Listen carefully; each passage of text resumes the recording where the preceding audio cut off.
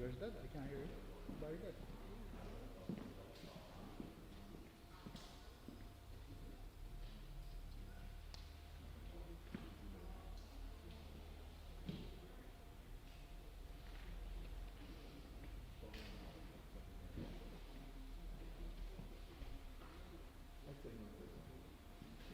Right. I'm going to do not close the camera. Close the camera. Close up camera. Good evening, ladies and gentlemen. Please stand for the national anthem.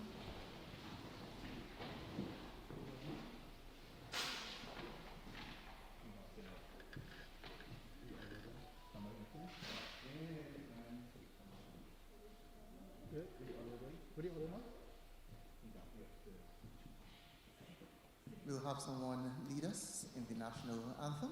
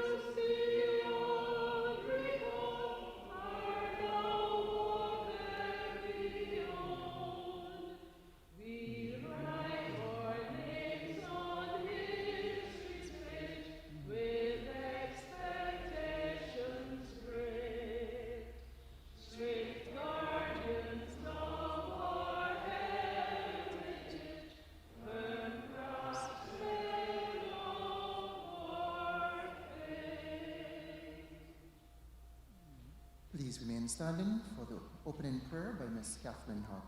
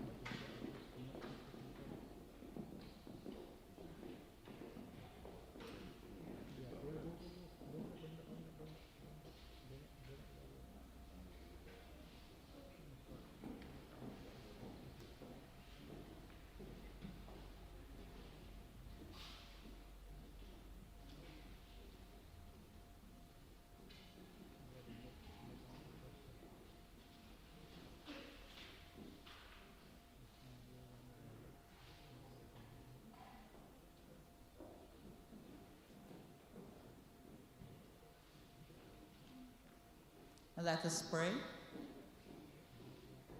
Gracious God, we give you thanks this evening for this opportunity to share in the 9th Tom Adams Memorial Lecture. We pray for blessings on this party and the leadership, as we remember our Prime Minister, Mayor Moore Motley, members of Cabinet, members of Parliament, the family of the late JMGM Tom Adams. We pray for our presenter, Dr. Carter, as he brings words of wisdom to us. We continue to pray for our citizens of this country as we continue to manage our COVID-19. We pray for healing for those persons who are not well. We ask for comfort for those who are mourning the loss of loved ones due to this pandemic. We ask that what is said and done here, Lord, be to your honor and glory. Through Jesus Christ our Lord. Amen.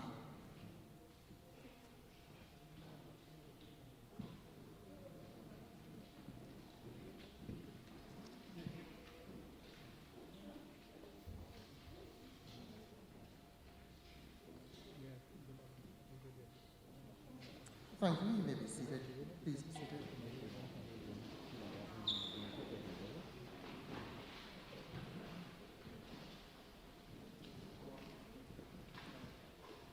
Prime Minister, the Honourable Mia Amor-Motley, Deputy Prime Minister, the Honourable Santia Bradshaw, Ministers and Members of Cabinet, Members of Parliament, both Houses, Guest Speaker, Dr. Henderson Carter, former Members of Parliament, specially invited guests, Mr. Rawdon Adams, son of the late Tom Adams, Sir David Simmons, we're pleased to have you with us even though virtually this evening, members of the National Executive Council, ladies and gentlemen. This evening marks a special occasion to honour and commemorate the legacy of former Prime Minister, the late Tom Adams. It is through this lecture that we remember his contribution to Barbados' national, social and physical development. Indeed, it is through his vision that we have initiatives, and we remember initiatives such as the Tenantry Freehold Purchase Act, the ABC Highway, which he envisioned to be a 4-lane highway even back then, the building out of the international business sector, the raising or the increase of the compulsory age, the age for compulsory education from 14 years to 16 years, and of course the Department of Women's Affairs. As a result of these and many more achievements, members of the St. Thomas branch came together to form a committee, the Tom Adams Memorial Committee. And with the assistance of Member of Parliament, Cynthia Y.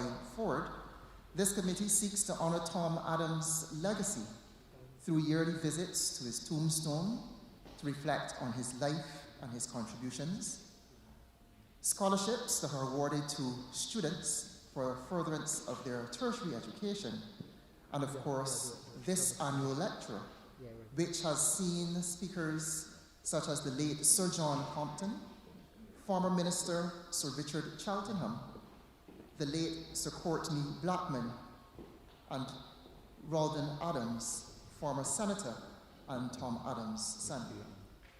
Tonight we are honoured and delighted to have Dr. Henderson Carter engage with us on the topic Tom Adams and the Nation Building Project.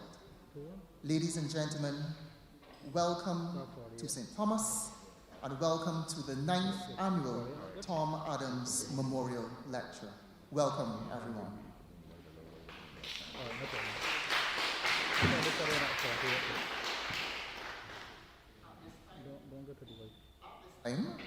I'm going to invite Dr. Alana Griffith to introduce Dr. Carter to us for this evening's lecture. Dr. Griffith? Yeah, go on to it. He can do it.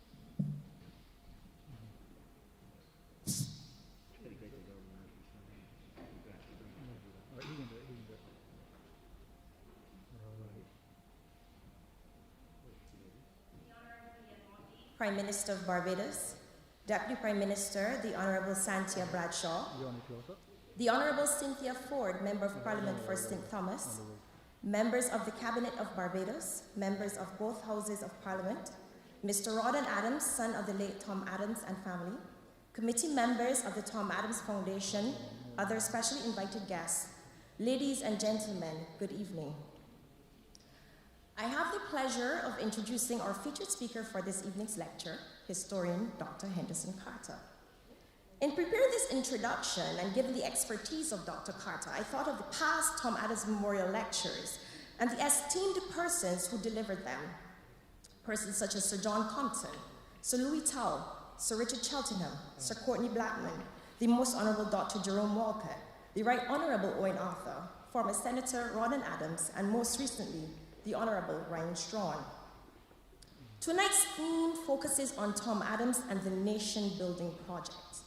And if we could visualize a tapestry that has been woven by those who have preceded Dr. Carter, we would see that it is fitting that this year's lecture is being delivered by an historian whose passion for researching the social history of Barbados is equally met by his respect for teaching it. What's past is prologue, establishes the present context here, in this moment at the Lestevon School, and more importantly, here at this critical juncture as a country. Now let me begin by reflecting on his teaching. As a senior lecturer in history and the head of Department of History and Philosophy at the University of the West Indies Cave Hill campus, Dr. Carter teaches West Indian history, US history, and Barbados business history. Prior to joining the faculty at the UWI in 2009, Dr. Carter taught at the St. Anthony School, where he served as deputy principal between 1987 and 1995. He then went on to teach at the Queen's College School from 1996 to 2009. In an effort to advance his teaching skills, Dr. Carter has completed the very rigorous postgraduate certificate in university teaching and learning from the UWI in 2010. Now a bit about his research. In helping us discover, understand, and interpret our story, Dr. Carter has researched and published Business in BIM, A Business History of Barbados, 1900 to 2000, Powering Our Nation's Progress, The Story of Electricity Service in Barbados, 1911 to 2011, Switching On with Elcock for 50 Years, A History of Everson R. Elcock and Company Limited, 1961 to 2011, and A Man Called Peace, The Story of Eric Hassel and His Shipping Enterprise. His research interests also include the rum enterprise in Barbados during slavery, piqued, no doubt, by his master's in history thesis, as well as post-slavery protests in Barbados, a nod to his PhD thesis. His latest book examines Samuel Jackson Adams's role in turning out gentlemen at the Combermere School, 1947 to 1974. To fully detail his research and publications would carry me beyond the allotted time. Suffice to say, his journey here began with a Bachelor of Arts honors degree in History and Political Science at the UWI in 1987. Now finally, a bit about his service. Dr. Carter has delivered several public lectures, including those on Sarah Ann Gill, Panama Migration, Corporate Expansion from Barbados, Clement Payne and the 1937 Rebellion, Black Businesses, Riots in Bridgetown in the 19th century, and Barbadian migration to the United Kingdom. He has also delivered conference papers at the annual meeting of the Business History Conference in 2012, 2014, 2015, and 2016. Not stated in your program is his pivotal role in the development of the popular daily radio show Today in Bajan History. Dr. Carter has also lent his specialist skills to documenting the story of the Nazarene Church, of which he is a long-standing member, having served as secretary to the District Advisory Board and as a member of the board for 14 years. To this end, he wrote the book Molding Communities, Touching Lives, A History of the Church of the Nazarene in Barbados, 1926 to 2008, in 2008. He has also served as a convener of the Caribbean Examinations Council History Panel and the Cape Caribbean Studies Subject Panel. He has conducted several seminars on the teaching of West Indian history in Barbados and the region. He is a trained tour guide and a member of the Business History Conference and the Association of Caribbean Historians. He is the chair of the Barbados Museum and Historical Society's Publications and Programming Committee. This all brings us to this moment. The journey of tonight's featured speaker to the parish of St. Thomas some 27 years ago, and his decision to remain here in the heart of Barbados and deliver tonight's lecture is one that is intertwined with the post-colonial history of Barbados. While much is spoken of Sister Freehold Village, Rock Hall, Bridgefield Village, founded in 1841, was one of the first villages established by formerly enslaved persons. It also has some elements of a bequest village. Only such an historical place would allow this quiet, unassuming gentleman who enjoys a good drafts match to live his praxis. It is unlikely that my brief introduction has done justice to convey the depth of Prof, as he is known within the Bridgefield community. It certainly has done little to demonstrate how he managed to convince his wife Sophia to relocate to an area that was then surrounded by cane fields and raise their two children, Felicia and Kirkley. Tonight, his lecture promises to help us use the lessons of the past to continue to forge a Barbados that cherishes our foundations, celebrates the present, and brings optimism for owning our future. I hope that by the end of this lecture, he, like myself, concludes that the previous 8 lectures delivered for this event be compiled into a book for future generations, lest the legacy of Tom Adams be lost to the oral histories often reproduced but not substantiated. As the old African proverb says, until lions have their historians, tales of the hunt shall always glorify the hunters. I present to you Dr. Henderson Carter.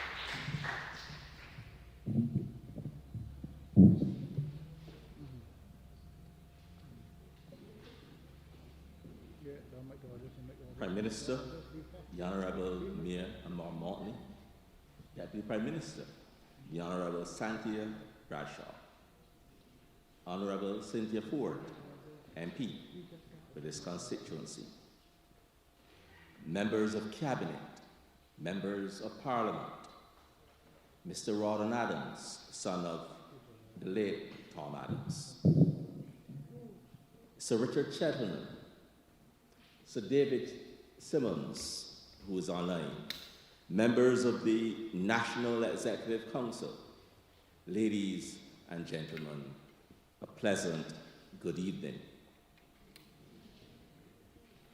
It is a distinct honor and privilege this evening to have been asked to deliver the Tom Adams Memorial Lecture.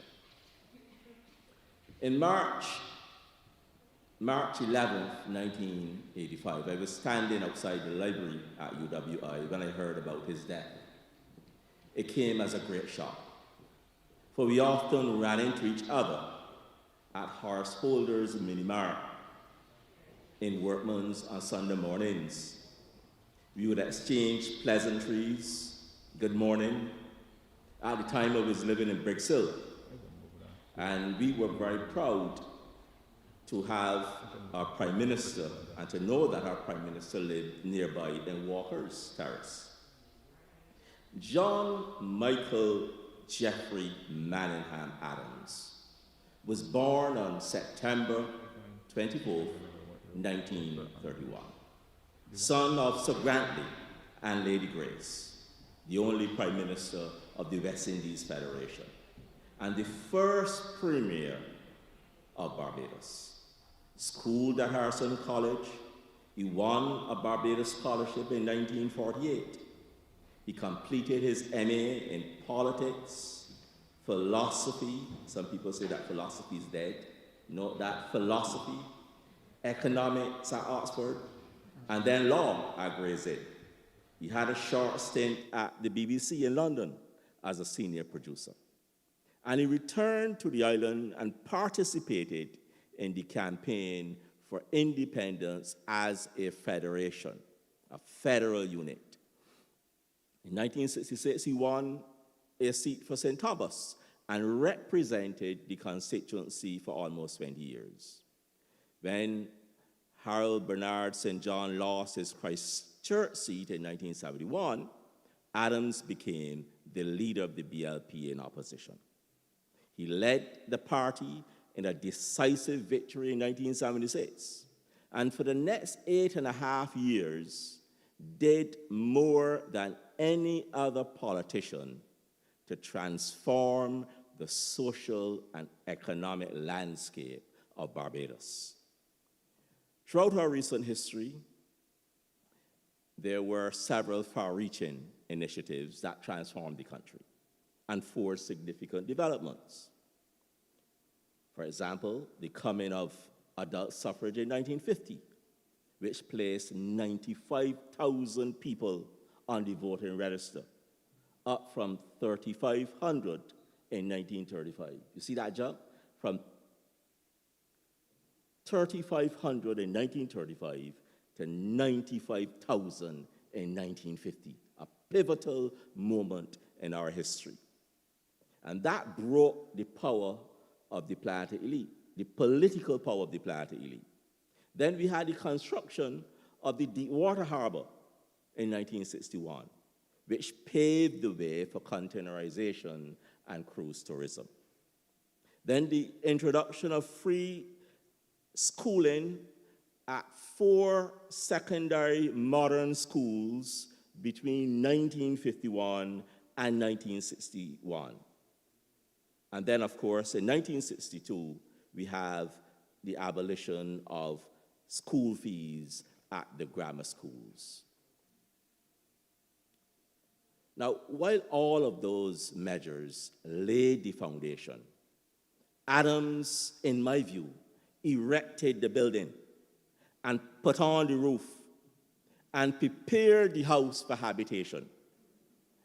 Our role today is to keep the house in good order, in good shape, and if possible, extend it. This lecture is not merely an enumeration of the initiatives of Adams. Rather, I wish to examine the significance of those measures. At the time they took place, and of course, for the future of Barbados. This Adams administration between 1976 and 1985, also called the Great Combination, set out not to hold the fort, but to move the country forward.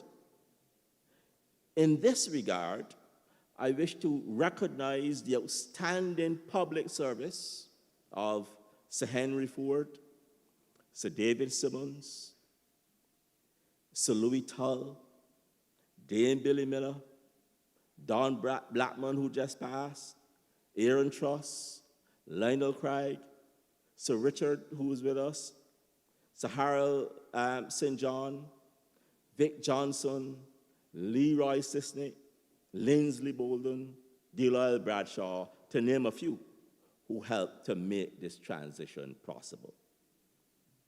Now, politicians had not always been acknowledged for their public contribution, obviously because of political affiliation. We've seen what has happened with Winter Crawford, who served in two parties, but yet has not been fully acknowledged for his work in Barbados. In this regard, even though there is a biography of Tom written by F.A. Hayes, and even though his work has been captured by Harold Hoyt in his book, Eyewitness to Order and Disorder, we have not fully appreciated the magnitude and the scope of the development that took place between 1976 and 1985. One of Adams's critics, C.M. Hope, in a 1985 article in Caribbean Contact, criticizes Adams for creating the Barbados Defense Force, and according to Hope, for attempting to encourage the militarization of the Eastern Caribbean. Hope further notes that Adams, and I quote, will probably be charged with having consolidated America's hegemony in the Caribbean. Yet, Hope admits that he initiated and largely carried through a substantial reform in Barbados. And he further posits that Adams begun, and to some extent successfully undertaken, the modernization of the physical infrastructure of Barbados. My thesis tonight is that the Adams administration succeeded in expanding the democratic revolution started in the 1920s by O'Neill, continuing with Payne, then Grantley Adams and Winter Crawford and Errol Barra. That revolution brought meaningful transformation to Barbados. It certainly quickened the pace of national development, broadened its scope, and extended the reach to every sector in the community. In this lecture, I propose to make 4 broad points. First, that Adams struck a blow for social justice and dismantled the deplorable features of the plantation system with its glaring inequalities. So the first point I'm going to make is about social justice. Secondly, his initiatives secured a place for culture and heritage on the national agenda, thereby developing a significant national product. Thirdly, Adams played a significant role in creating a modern infrastructure to enhance national development and, of course, social betterment. And I will end with this last point, that he repositioned the economy for greater state participation and local ownership. But what inspired all of these initiatives? There are two important things. First, there was unfinished business when Adams came to office in 1976. The plantation system still had a grip on the local society and economy. And even though we had universal adult suffrage, even though we had broken the stranglehold, the political stranglehold of the planters and the merchants, they still had a hold on society and economy. According to Cheltenham, and I quote from his 2015 lecture, Adams wanted to continue his father's dream of the total emancipation of the Barbadian society, particularly that class who were voiceless and downtrodden prior to 1937. He wanted to see them and their offspring well-educated at all levels, and that is why he never quarreled with the growing bill which the government faced for increasing numbers who were enjoying free tertiary education, end of quote. Now, Adams himself had a certain philosophy about life and about what the country ought to do. And I want to quote him, Adams, in a 1981 interview with David Ellis, 1981. This is what Adams had to say. No government could or should be tolerated in this country which would make middle-class people extend the gap between themselves and the poor people. All conceivable governments, he says, in this country will aim to lift the poor. They will aim to make the cake bigger so that everybody can get more, but that they will make sure that if there is to be any disproportion, that it will go to the poorest.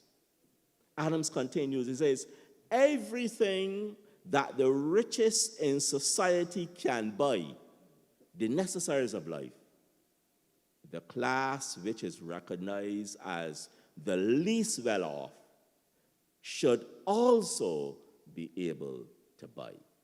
That is what drove him. That philosophy that the poor must be helped, that the poor must be moved up. That philosophy that recognized that the rich and the middle class, that distance had to be closed. Let us first now look at the first point, social justice. Adams struck a blow for social justice for the poor and the underprivileged in this society. He transformed the tenantry system via the Tenantry Freehold Purchase Act, a revolutionary system, perhaps the most important act passed since 1833. Yeah. Yeah. Thank you. That act released the stranglehold of the plantation system on Barbados. Now, Barbados in the 19th century and in the early 20th century was basically a series of over 500 plantations. 500 plantations. And even though slavery was abolished in 1838, When freedom came, these people who lived on the plantations as enslaved blacks continued to work as wage laborers on plantation tenantries. And we had many forms of resistance to this tenantry system. In this parish, at Vaucluse Estate, we have a conflict between a woman called Molly Coffey in 1839. And you've probably heard that story already, where the plantation manager entered Molly's house one Sunday, threw her linen out in the road, her clothes and everything, simply because Molly was encouraging her sister, who did not work on the plantation, to enter her house. The evidence suggests that Molly confronted the plantation manager and went in the corner of her house for a bucket of excrement in a high state of fermentation and threatened to paint them with it. They ran out and did not come back. And we know this because the case went to court. And the judge warned Molly that, yes, she was within her rights to defend her property, but that the matter, the mode of defense was a nasty act, according to the judge. All of these things occurred on the plantations. And in the 1960s, people were still being evicted from plantations, evicted from their tenantries. In addition to eviction, the people who live in these tenantries had to endure cart roads because you could not build a paved road on a plantation tenantry. And I lived in Briggs Hill near a place called Jordan's. And Jordan's tenantry was basically a cart road running through it. Today, you see it now, it is totally transformed. You don't realize that that was a tenantry. All sorts of big bungalows now in Jordan's. But in that period, you had wooden houses, pit toilets. The tenants were the last to get water and electricity. And they suffered discrimination in the society because they were called tenant people. What that act did was to give these tenants an opportunity to own the land that they lived on, and their parents lived on, and their grandparents lived on for many, many years, to own that land, buying it at 10 cents per square foot.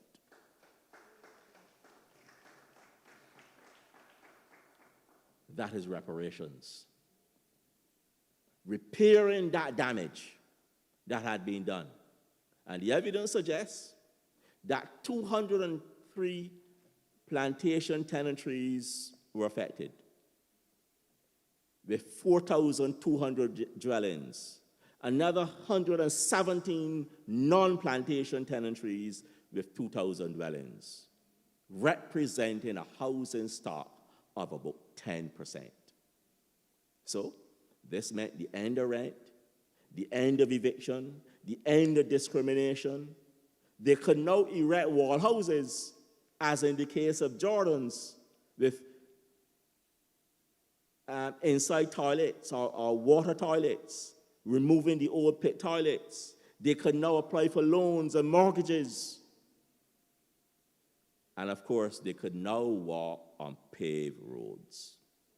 Perhaps the only thing that remains that is despicable about that system is that the name tenantry still continues. And if you were to go through areas in St. Thomas, there's a place with the word tenantry still attached to it, and there's several places which are still called tenantry. And perhaps we have to rename those places Terrace and Heights, etc. And that strengthened the housing stock so that people could live in decent houses. And I want to congratulate the government of Barbados, this government, for strengthening that stock with the HOPE project, Home Ownership Providing Energy Program, adding another dimension to allow our citizens to navigate the high price of land. When I bought land in Bridgefield, it was $5 per square foot in 1994. Today, land sells $20, $25 a square foot. I congratulate the government to give people that opportunity, not merely to rent, not merely to be a class of renters in the society, but to be a class of homeowners.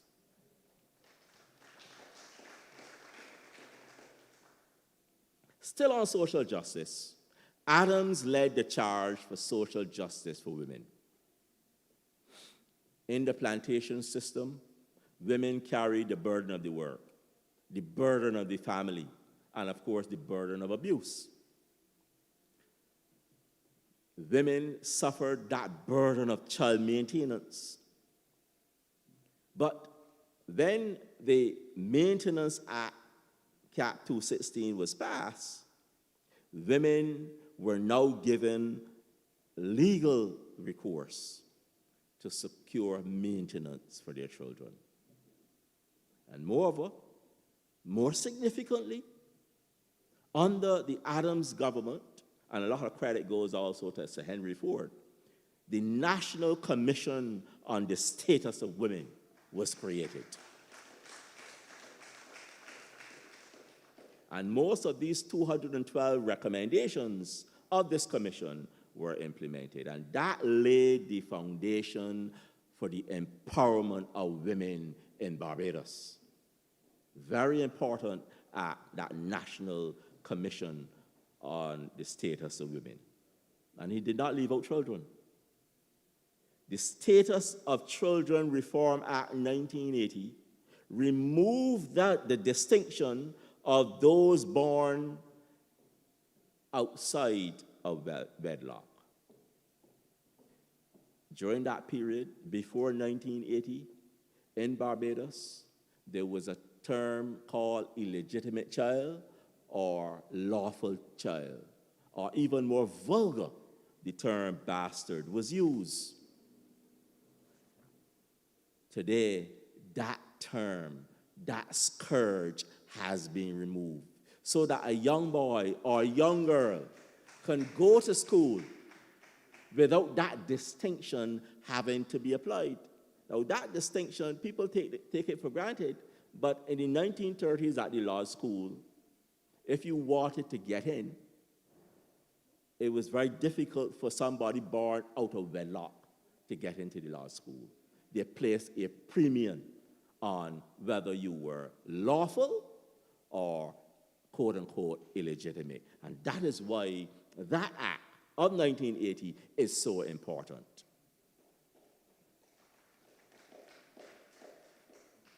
And then Adams struck a blow for social justice for the vulnerable through health care.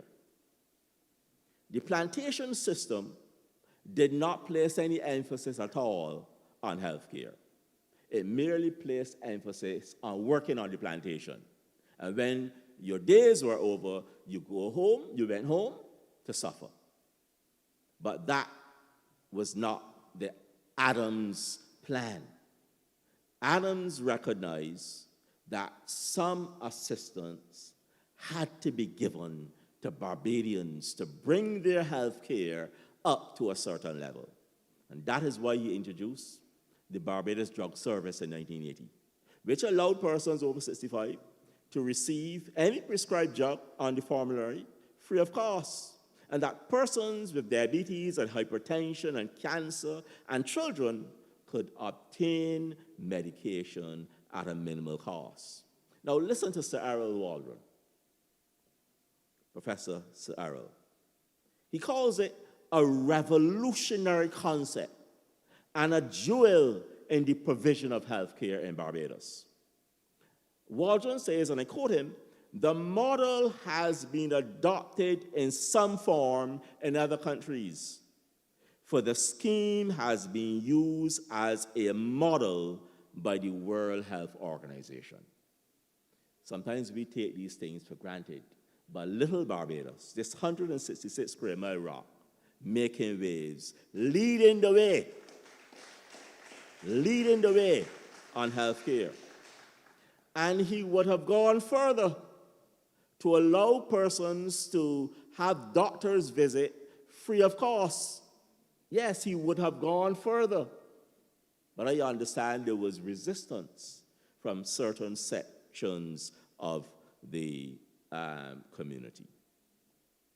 This is one of the reasons why people are living longer in Barbados. This is one of the reasons why in the 1990s our HDI ranking was way up there with developed countries. And he did not forget the disabled. The Charities Act enabled government to support these charities, and the National Disabilities Unit was established in 1976. Very important. And then unemployment insurance, introduced in 1981. As I said already, the plantation system did not give any cushion, any insurance for people.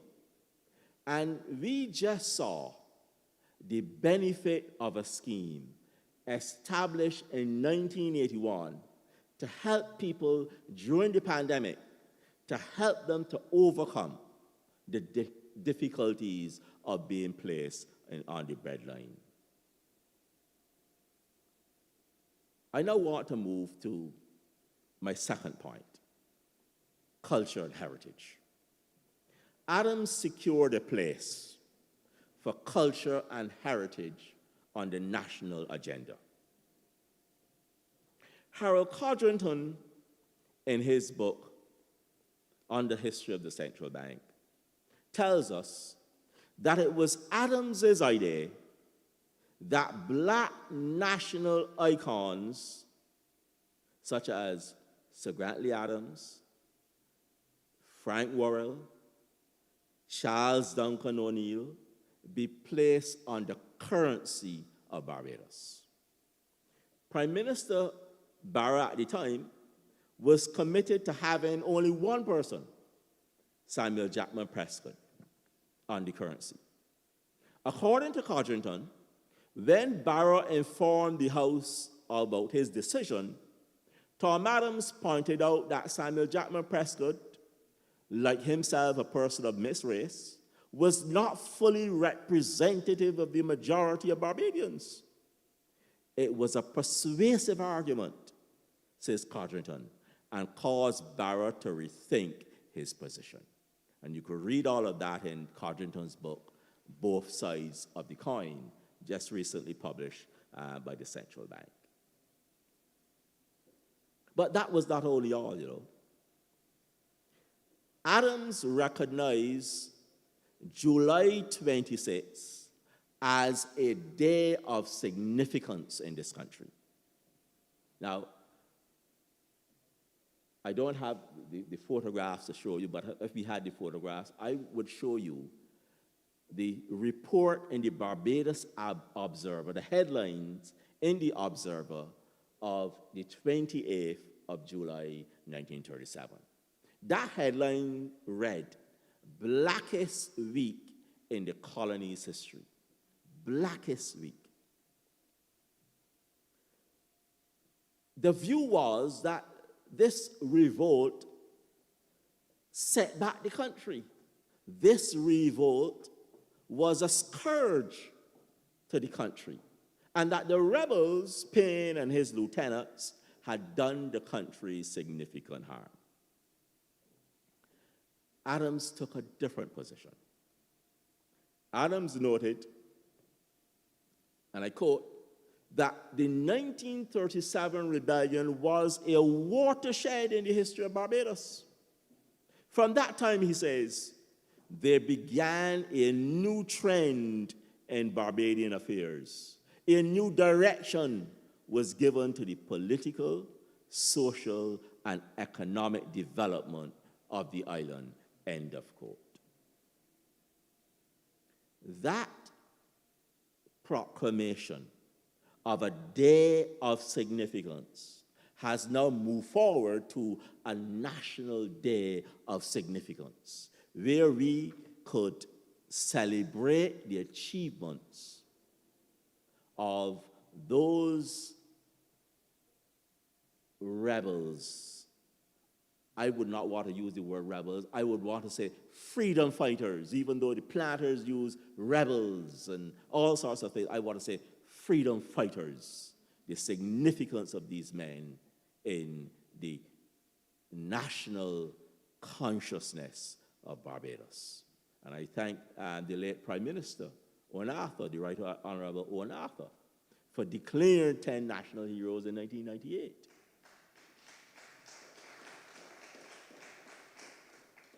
And I thank this government, this present government, for creating a suitable Golden Square Freedom Park, a suitable park. A couple of years ago, I took a few colleagues from Mona through Golden Square, and it was so hidden from the society, so hidden from the people, that, and we had one little bus there, that I was not pleased. I was not pleased with what I saw. And I want to congratulate this government for enlarging the park, for making the park a hospitable place, for making the park a beautiful place, and for doing something else, for ensuring that the names of all Barbadians are inscribed on that wall.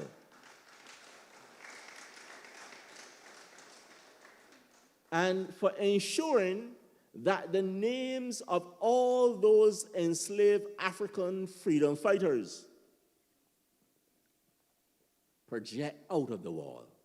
I don't know if you've seen it recently, but those names project.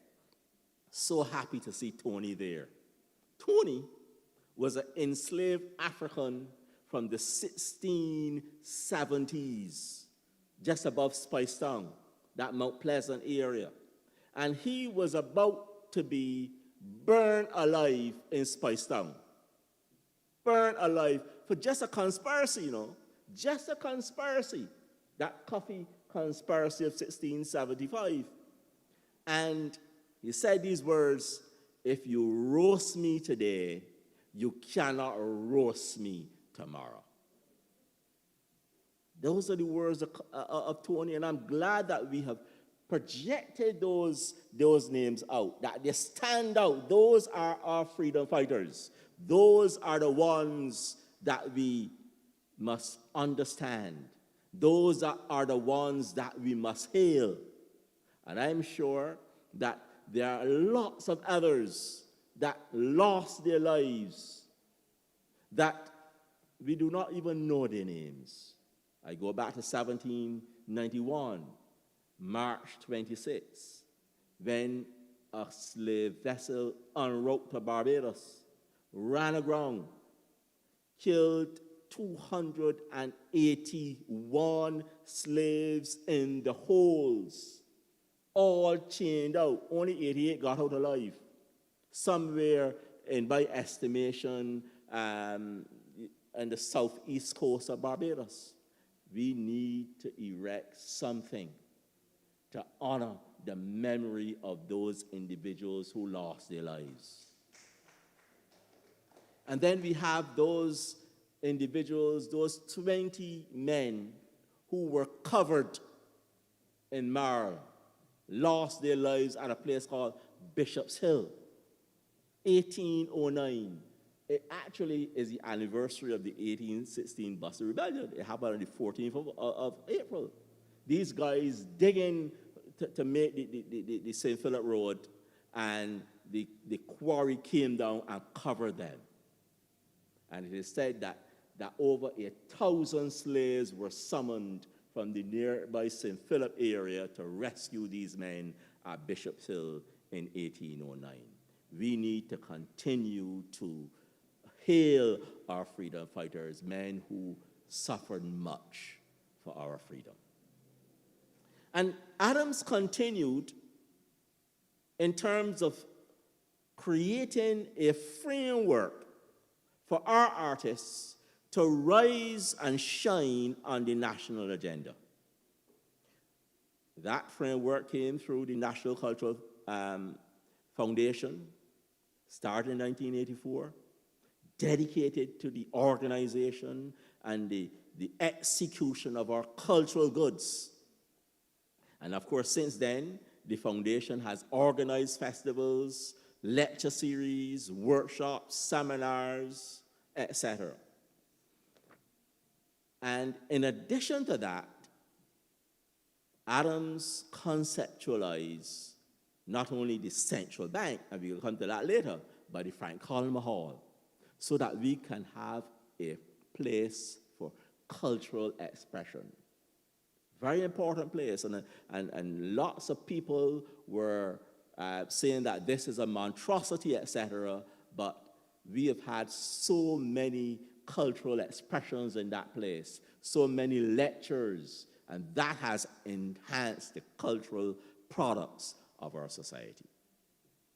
And he did not forget his parish in terms of culture and heritage, because he was the one to oversee the development of our national heritage asset, Harrison's Cave. Very important.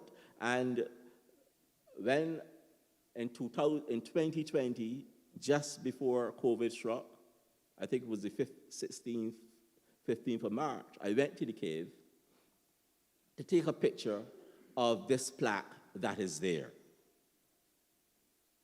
signaling Adams's contribution. But I could not find the plaque. That plaque was hidden behind the desk of the receptionist at the time, 2020. I don't know if it has been moved now, but at that time, when I was preparing for this lecture, that plaque was hidden down.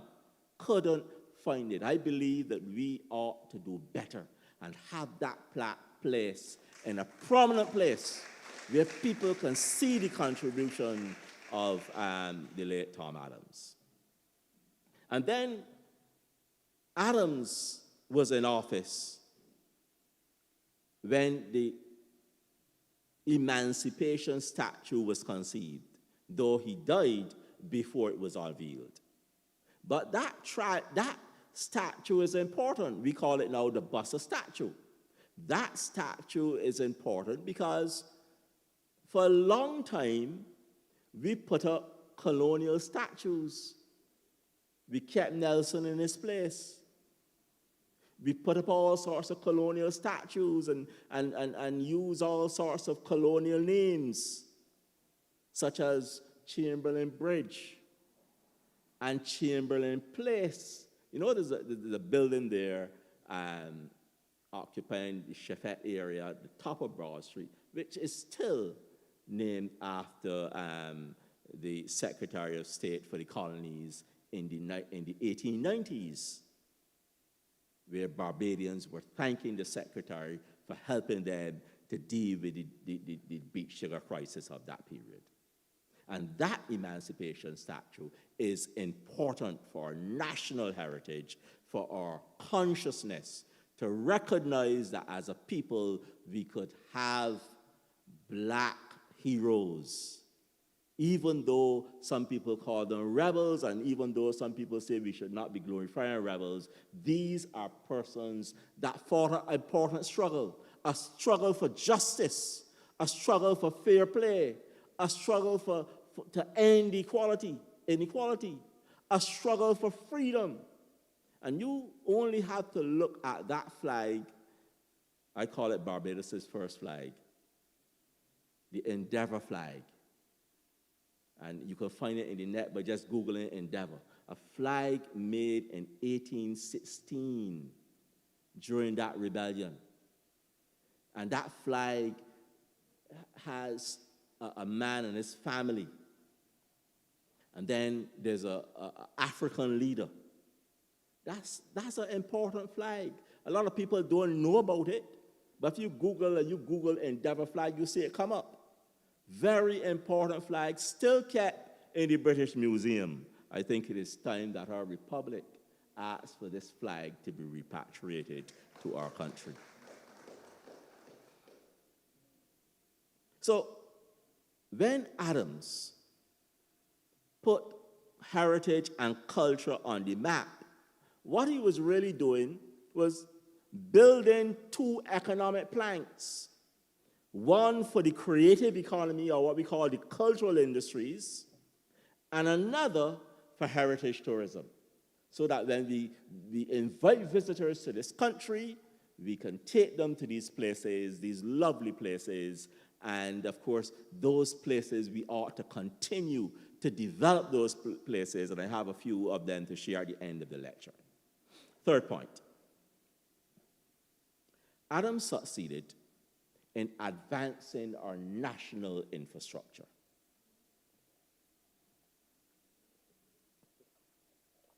He modernized and expanded our old school plans.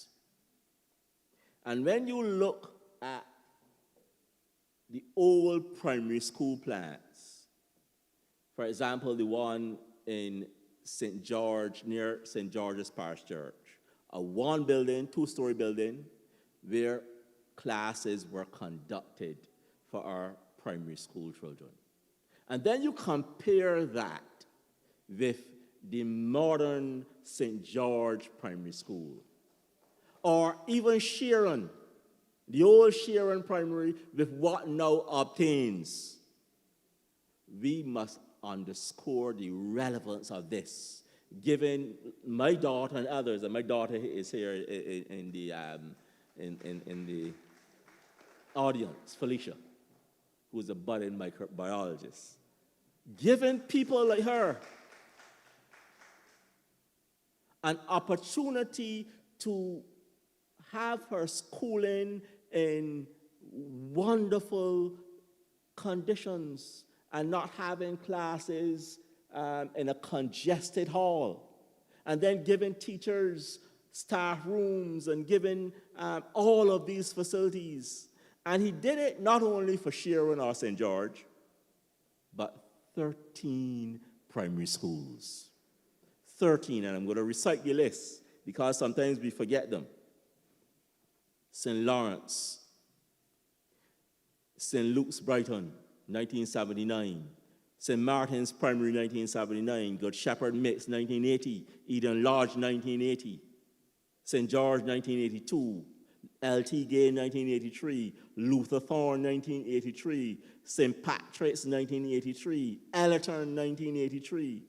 West Terrace, 1984. St. Joseph Primary, 1985. Sharon, 1986. In addition to other secondary schools and the Samuel Jackman Prescott Polytechnic. More important, he raised the school leaving age from 14 to 16. And that is significant because 14 was the age of what we call 7th standard in the old primary school system, where a child went to 7th standard, and that was the end of that. That child migrated to the plantations or to the world of unemployment. So you give students 2 more years in school and to go further. That was a revolutionary move to raise that school leaving age from 14 to 16. And he succeeded also, still on infrastructure, of expanding the health infrastructure in the 1980s. So Earl Waldron tells us that a new accident and emergency department was created, a new surgical intensive care and burns unit, a neonatal intensive care unit, in addition to the polyclinics at the Glebe and Warrens. And then he extended that modernization drive to highways. We've heard that this ABC highway was conceptualized as a 4-lane highway. But that ABC highway brought commercial development to the inland areas, such as Hackett Hall and Warrens. And today, those two towns are just mushrooming, growing all the time. It facilitated the transport between the sea airport and the seaport. And it anticipated the arrival of large container trucks, thereby giving industry stimulus to industry and commerce. He even conceptualized the Highway 2A, that highway that running from Warrens right down to Mile and a Quarter, making St. Lucie not a very far place, but a place where you can get there in 30 minutes. And dealing with a big problem on that old highway where there was an S-bend over the Great Lancaster Gully. That gully claimed the lives of 32 persons in 1945. August 22nd, 1945, 32 persons going down to the north. And the story is told of this truck with plantation laborers going in one direction and a Catholic priest going in the other direction. And the Catholic priest, according to the story, said that he saw the death angel on the bonnet of the truck and turned around, but before he could get back to warn the driver of doom, the driver had already gone over that cliff. Now, when we pass over that Lancaster Gully, we don't even know that there's a gully. We don't even know that we are over a deep ravine. And that is the point that I want to make. Conceptualizing a highway and making sure that you open up Barbados. As a matter of fact, that Highway 2A, that ABC highway, opened up Barbados because the plantation system had closed it down. It opened those areas to a lot of commercial development and, of course, tourism. And while the East Coast Highway had been constructed in the 1960s, Adams extended that highway from Bathsheba right through Foster Hall up to Blades Hill, so that you could now have our tourist vans, our coaches, going around that route. And I call it the most scenic route in Barbados.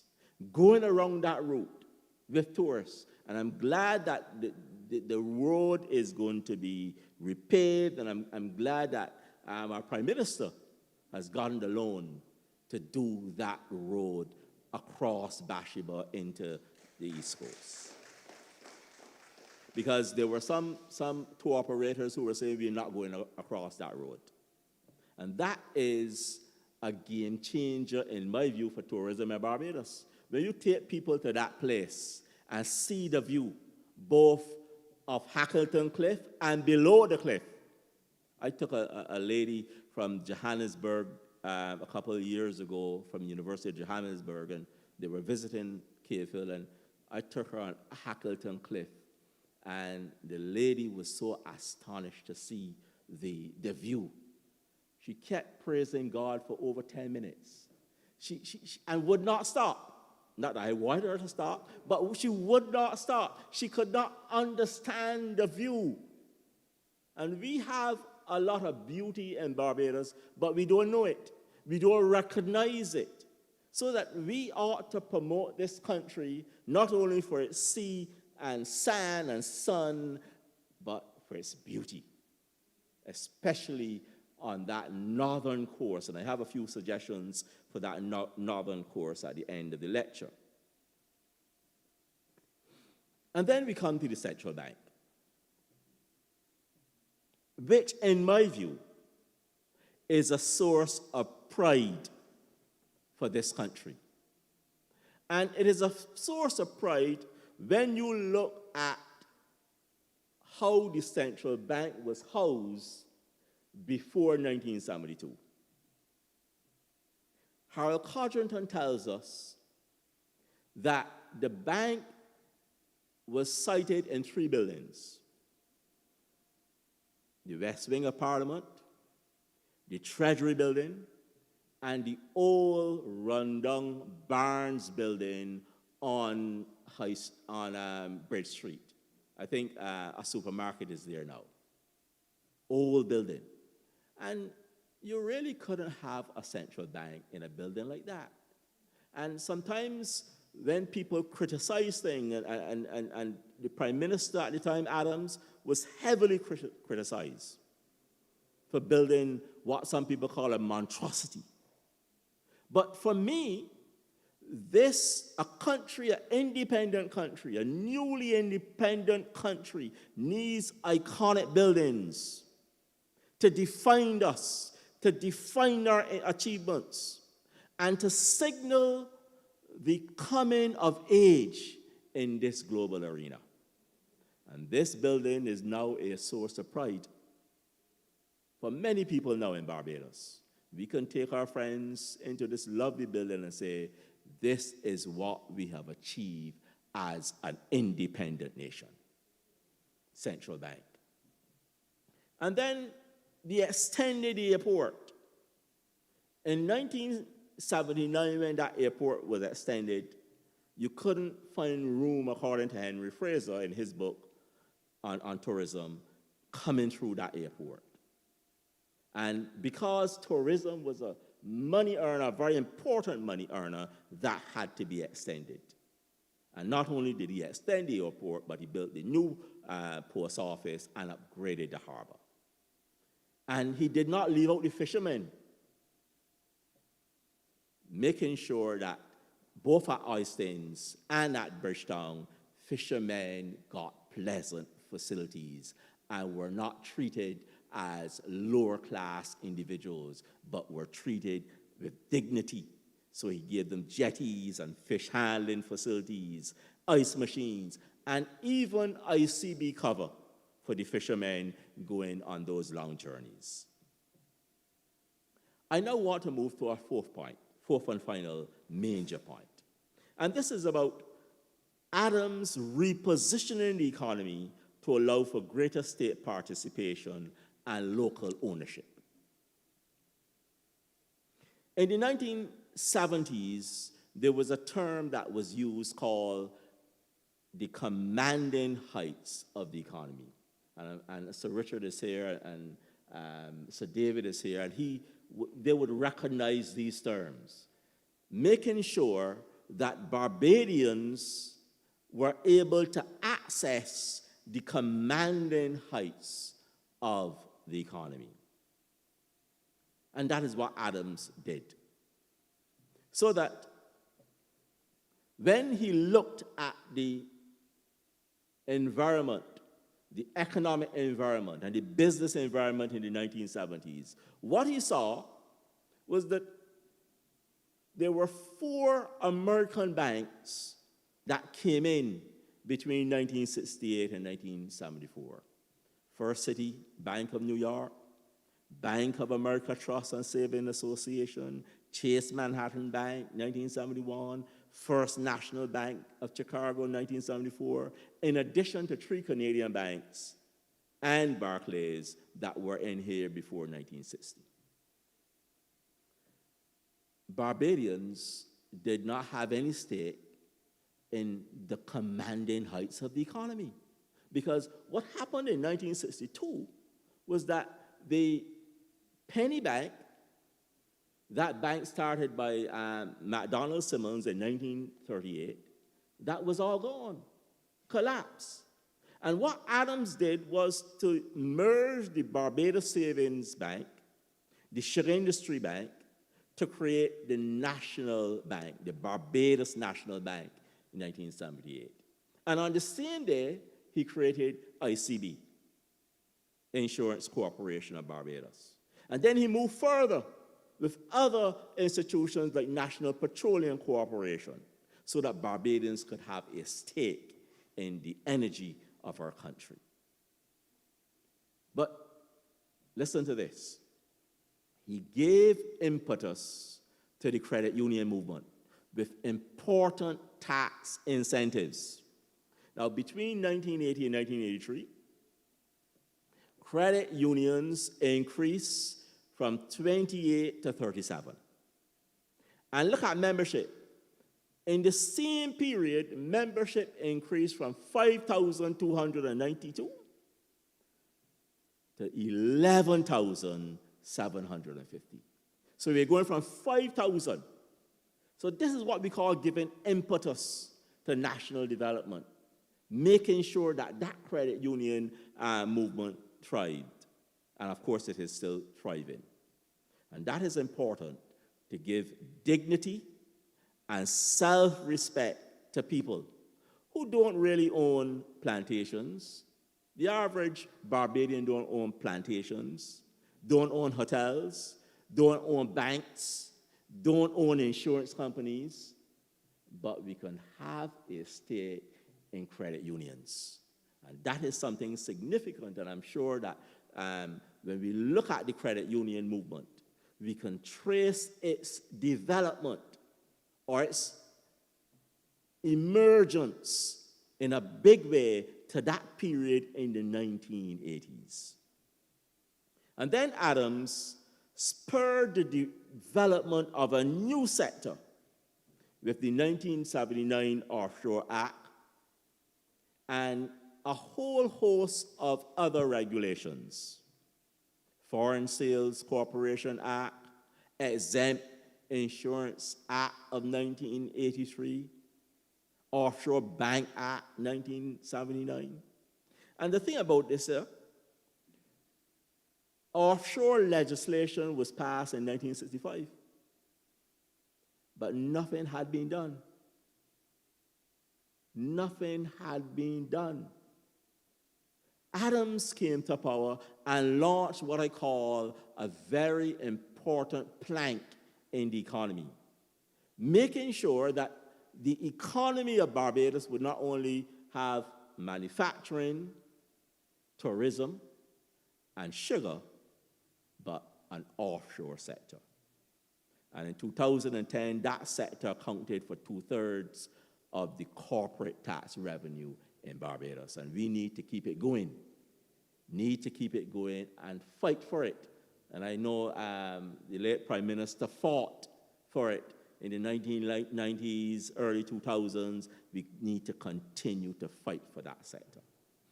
And to boost manufacturing, he constructed the Arawak cement plant, built that northern access highway so that you could have cement trucks going down to Greenland to get shale and come back to St. Lucie. But people don't realize that before that plant was constructed, we had a lot of cement shortages in Barbados. Lots of cement shortages. And the case of one black Barbadian entrepreneur who ordered cement from a place in South America and paid for it,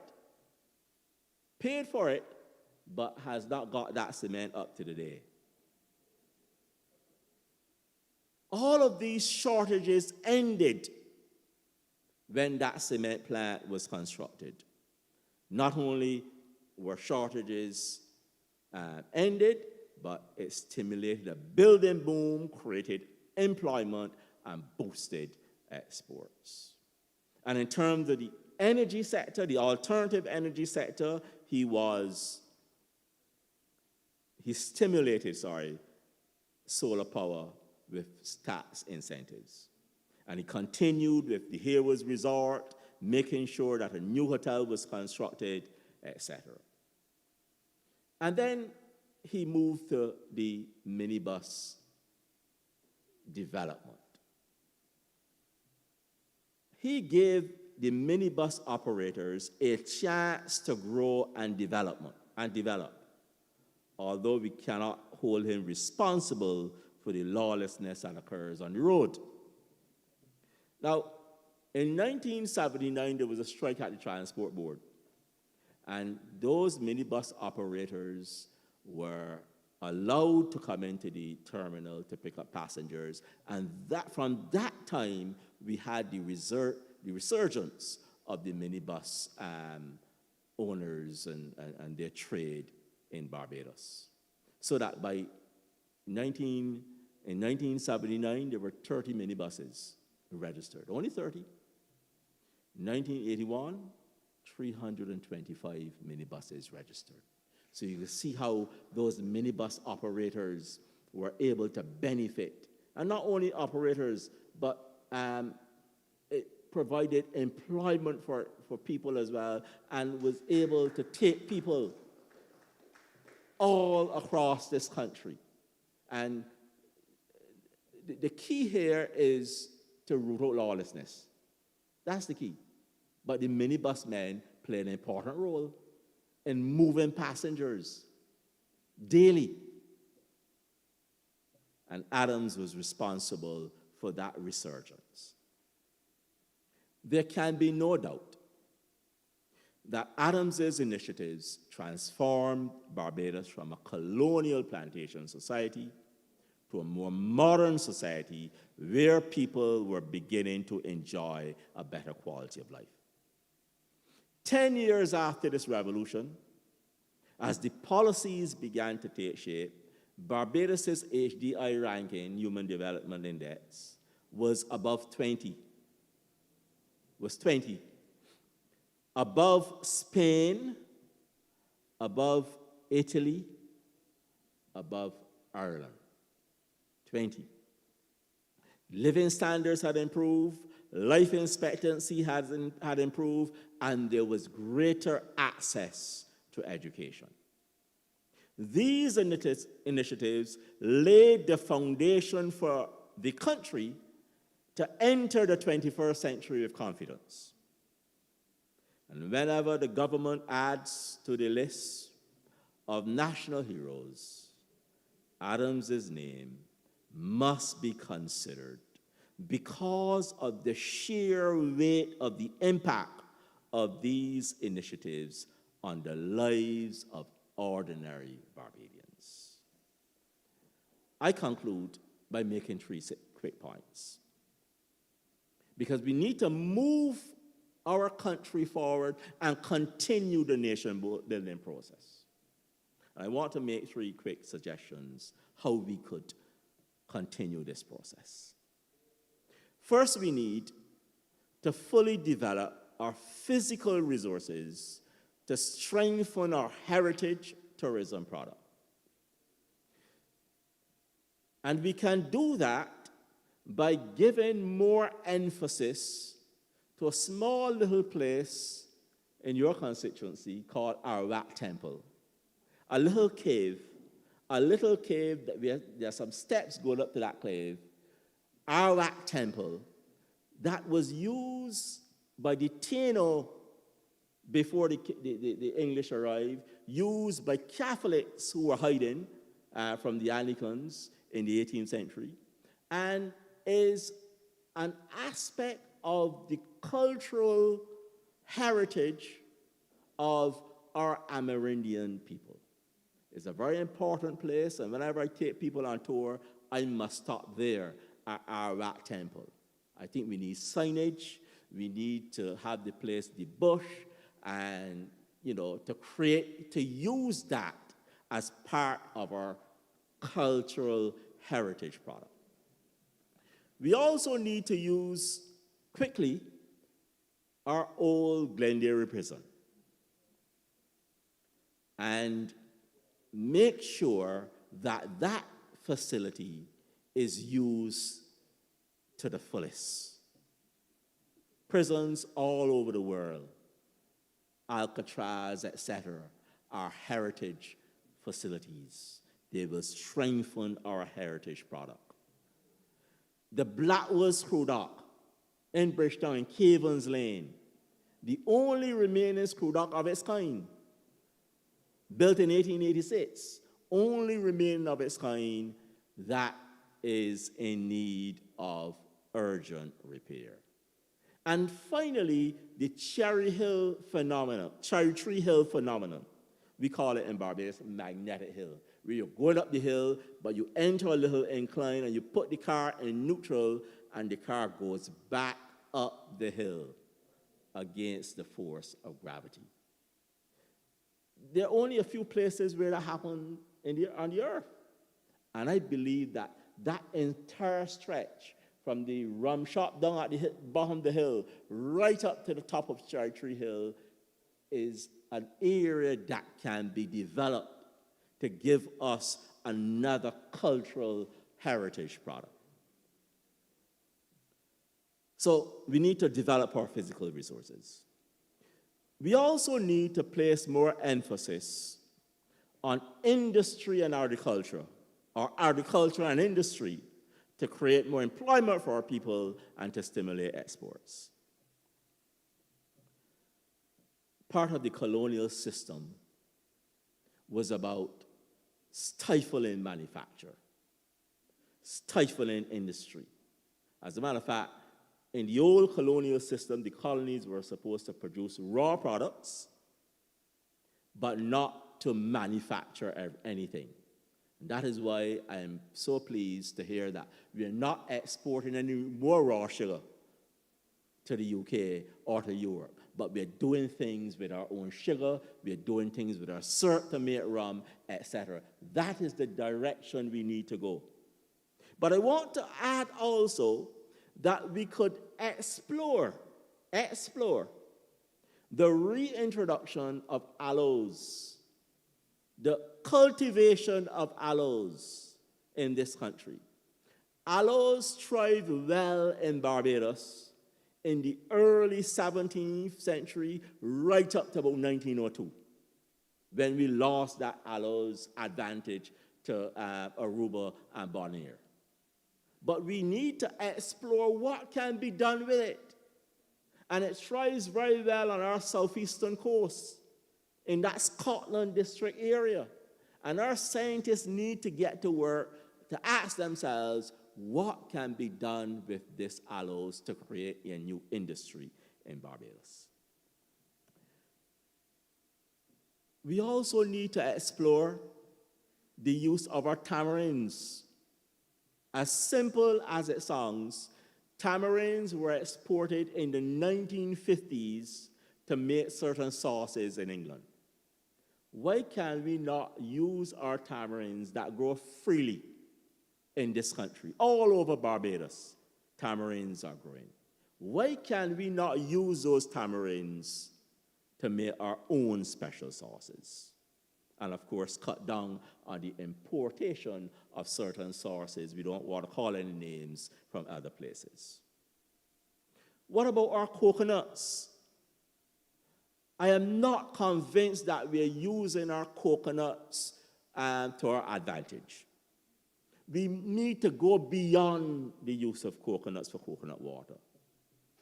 What about coconut oil? What about coconut milk?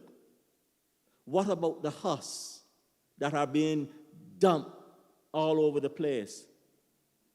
Can we not put somebody to work to see what we can do with these things? In this way, we create industry for our people and boost our export potential. And finally, we build a nation, and we build on what Adams has done by being responsive as a people and accepting voluntarism as part of our civic duty. Responsiveness and voluntarism. Our civil servants need to be more responsive. Our private sector workers need to be more responsive to the needs of their clients. not to have files sitting down and hiding files and all sorts of things and not dealing with people. We need to, all of us, including myself, lecturers need to be more responsive to understand what students are going through. We need to respond when we are placed in certain positions to our clients. And besides responsiveness, we need to understand that as a citizen in this country, volunteerism is important.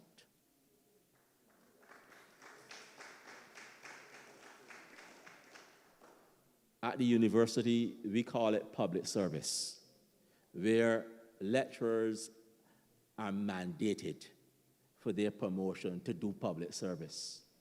So every year we write down what we have done, and surely I will write down this as my public service. And this is what we do. Every time we don't lecture for money, we give public service.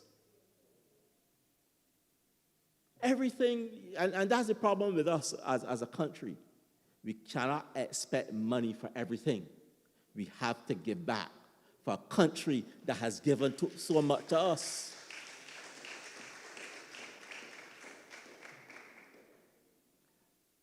My favorite place is Hackleton's Cliff. And I've been going to Hackleton's Cliff for a long time. And I remember 20 years ago going to Hackleton's Cliff. It was just a grassy area. But there's a guy up there who lives up there called Roger Moore, who has just transformed this whole place by cutting the grass and doing all these things. And then he has been helped by other agencies in the communities, NGOs, etc., putting up fences and putting down chairs and tables. That is what you call volunteerism. Man who just uses weed whacker, cut the grass, and make sure that this place is now a very important stop for our coaches and our outdoor operators. So we need this community effort all across the nation.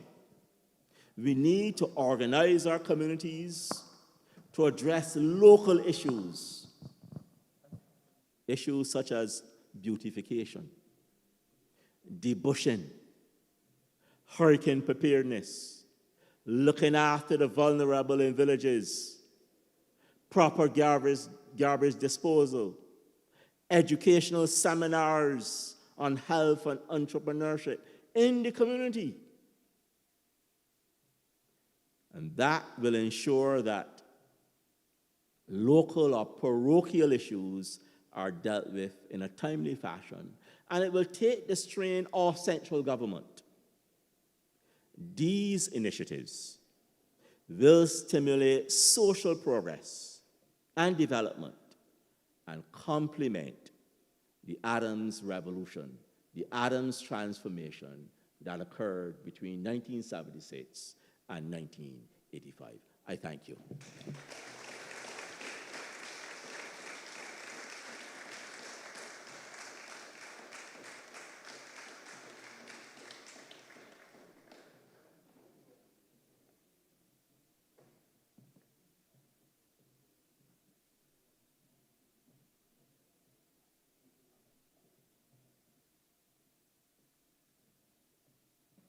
Thank you, Dr. Carter. Thank you very much. I'm not going to give the official vote of thanks, but I'm sure we certainly learned a lot from you this evening, and we're not going to stop. We have some connectivity issues with Sir David at the present moment, so we're just going to go straight into our question and answer segment, and we're going to ask Dr. Carter to remain at the podium, please, and open the floor to persons in the audience who would like to ask. And I think Sir David is Sir David on? Yes, Sir David, can you hear me now? I think, Sir David, you might be muted. That's a common phrase nowadays.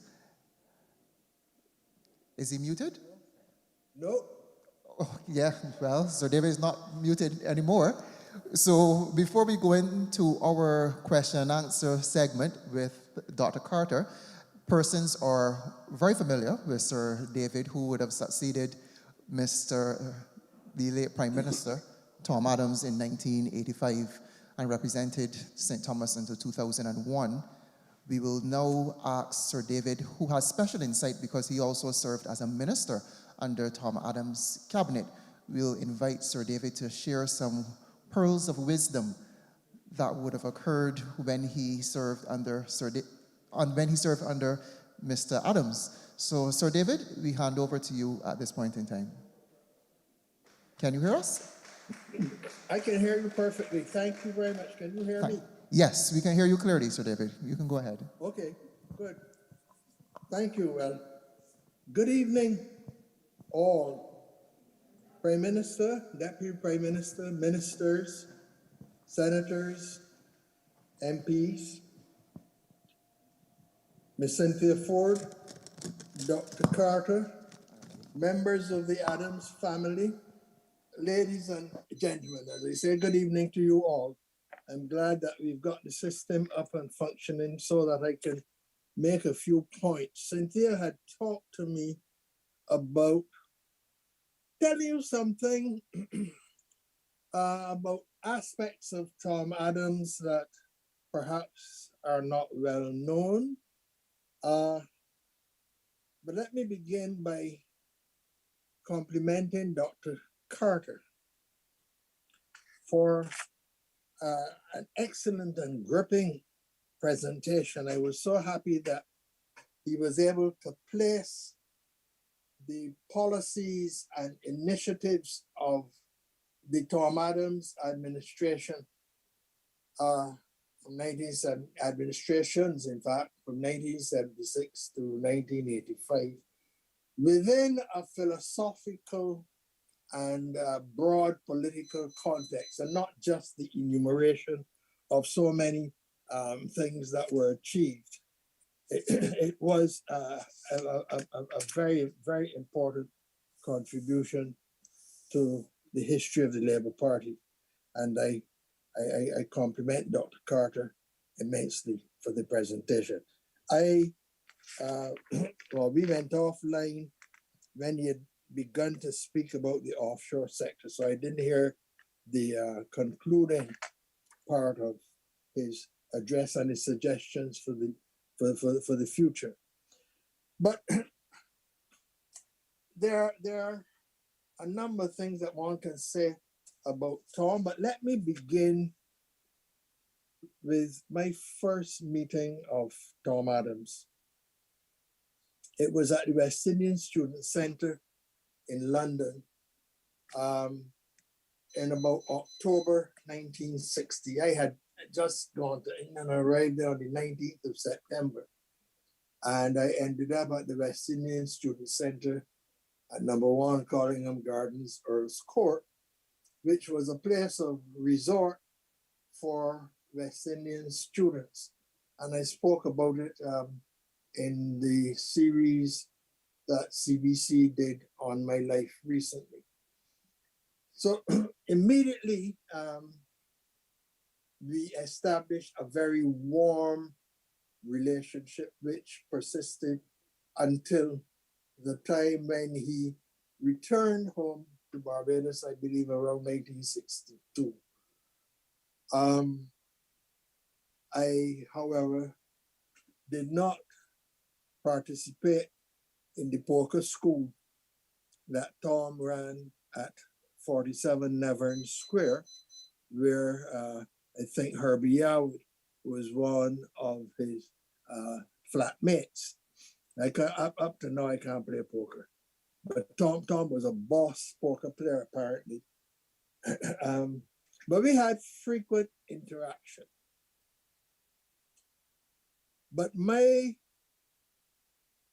relationship with Tom became very close because of what he was undergoing at the West Indian Student Center, particularly because we had all of these students from Jamaica and Trinidad and Guyana, all over the Caribbean, gravitating to this place in Earl's Court. And at the time, the West Indies Federation, led by his father, was tottering. And Sir Grantley was attracting a high degree of criticism. And Tom was the object of the anger and almost hatred of a number of West Indian students at the time. He was abused behind his back. They dare not try it behind his face because he would cut them apart with his tongue. He had a sharp, sharp tongue, as we all know.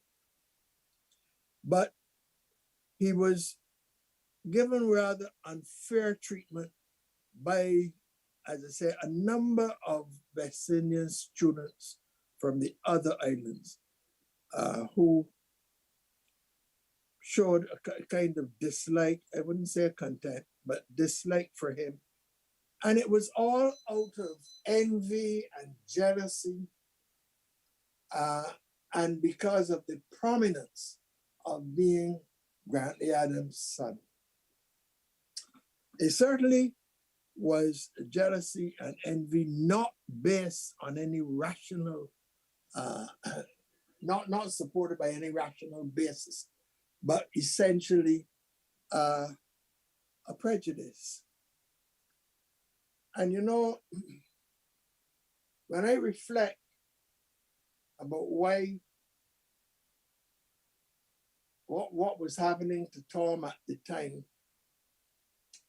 I have to share with you that the children of politicians in Barbados experience a very trying time, particularly at school, where they are taunted and teased and subjected to downright nastiness, even by teachers, and I have evidence of what I speak. And you know, it is one of the odd statistics of our political history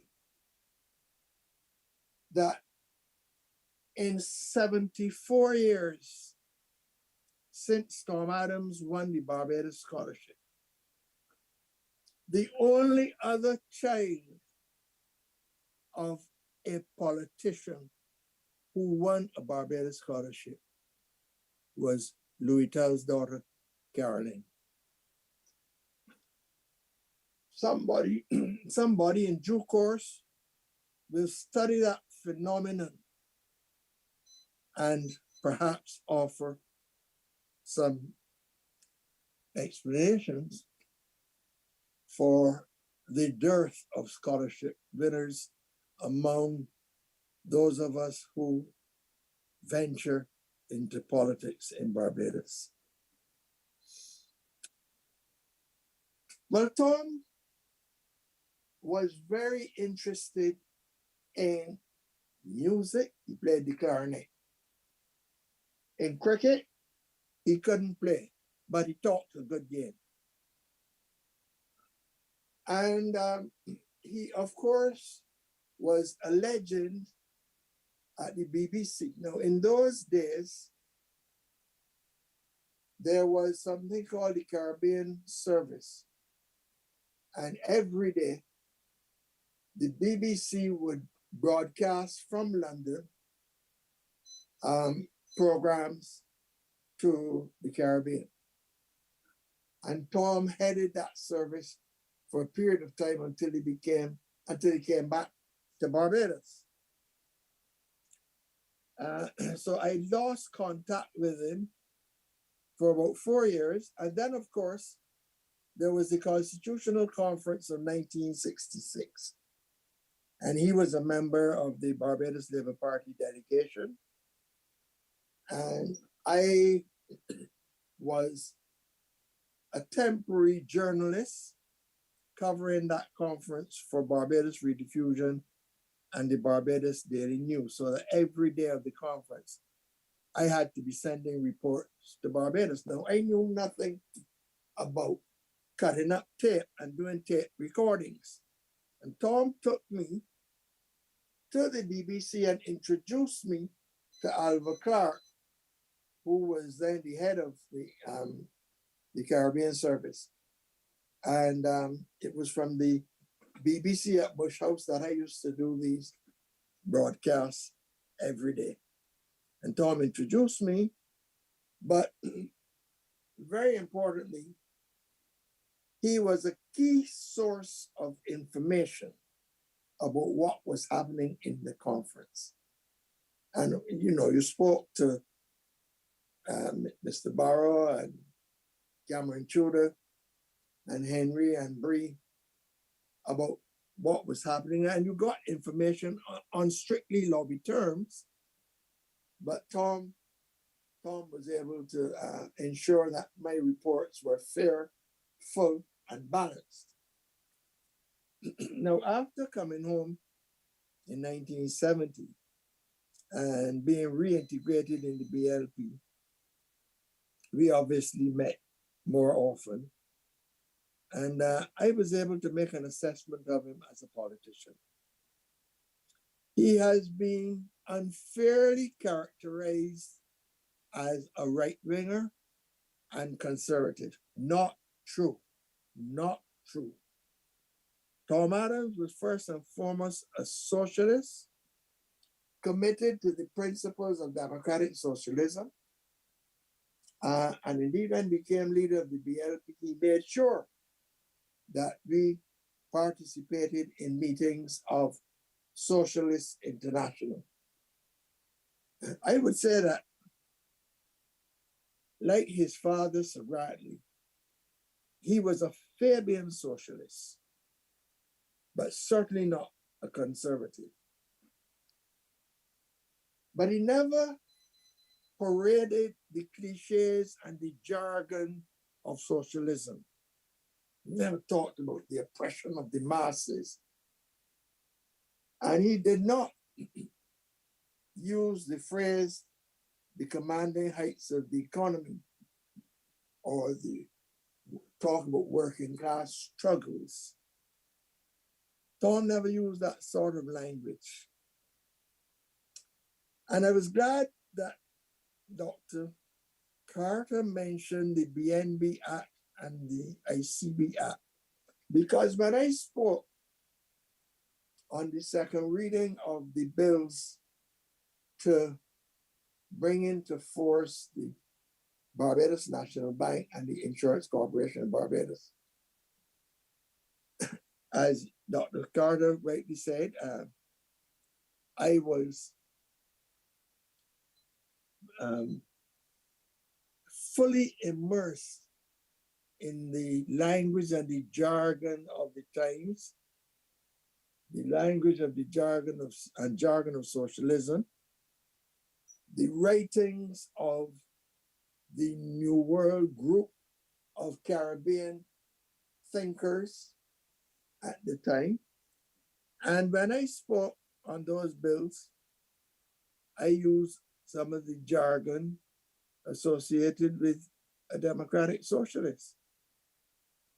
And when I came outside after the House adjourned, Tom stopped me. And he said to me, David, you made an excellent speech, but you don't have to interlard it. That's the first time I learned that word. Never forget. You don't have to interlard it with all that socialist jargon. Let us just do what we have to do. Bajans will get frightened if you talk too much in the language of socialism.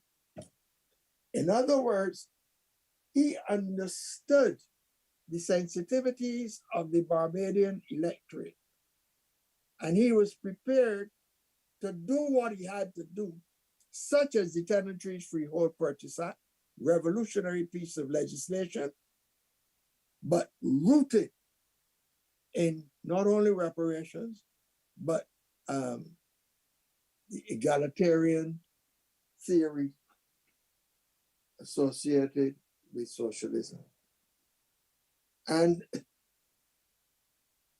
he preferred to let his works be seen and now be interpreted and contextualized rather than use the language.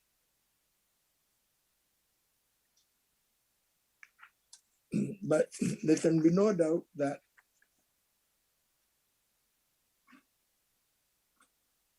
his policies, his legislation, and his speeches were all reflective of socialist doctrine. Now, Tom had a reputation for being always in control, being super cool, and to a large extent, that reputation was well earned. I'll give you an example of how terse and cool Tom could be. It is said that, and I saw the file, but I can't remember the year. It would have been probably around 81 or 82. The director of finance and planning was Steve Enkich. Brilliant, brilliant man. Steve felt that it was his duty to bring to the Prime Minister's attention the state of the economy and government's finances. So he wrote a minute of about 6 pages and sent it to Tom, almost like a doom and gloom message. And Tom read it, and you would expect that he would reply and discuss point by point with Steve. He did not. He wrote 2 words in the minute in reply: fear not. Fear not.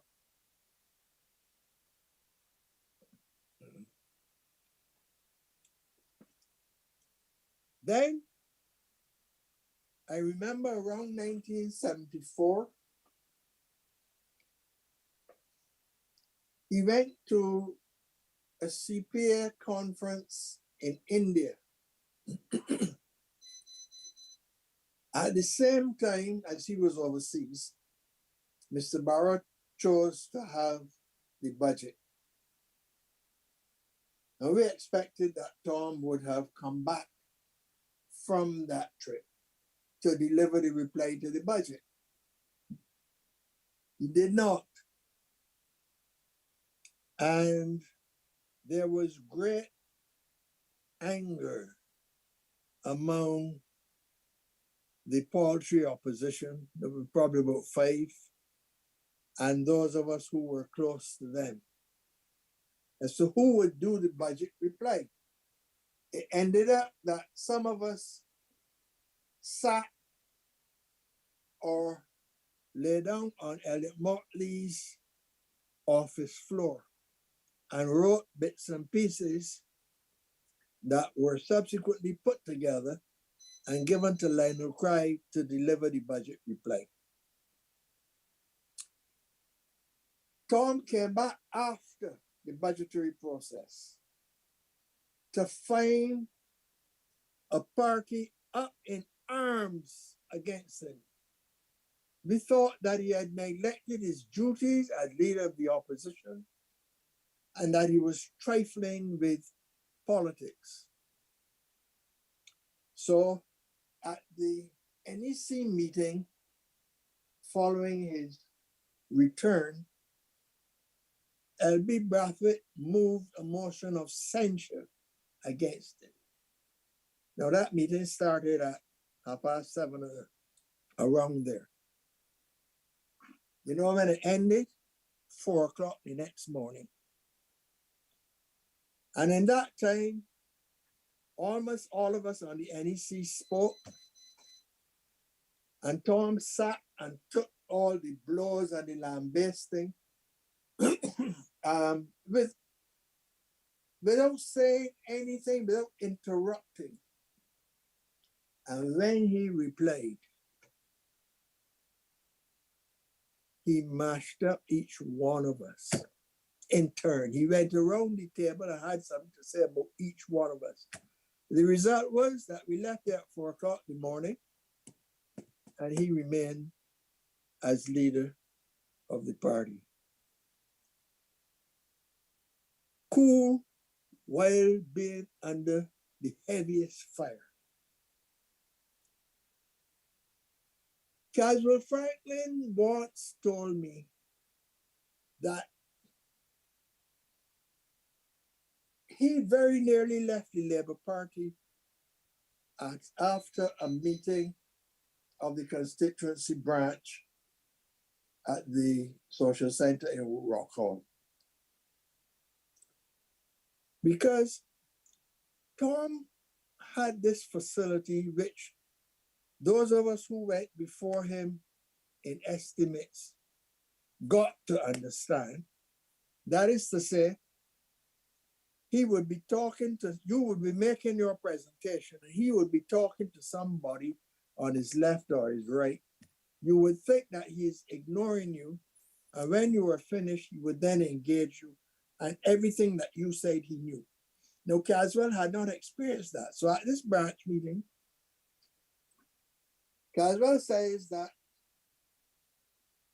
Howard Roberts, who was Tom's personal assistant, was sitting next to him at the head table at Rock Hall. And while he, Caswell, was speaking, Tom was apparently ignoring him and conversing with Howard Roberts. And Caswell got very angry and stormed out of the meeting and waited outside. And when Tom came out, Tom put his hand around him and said, "Well, Caswell, why didn't you wait for the answer?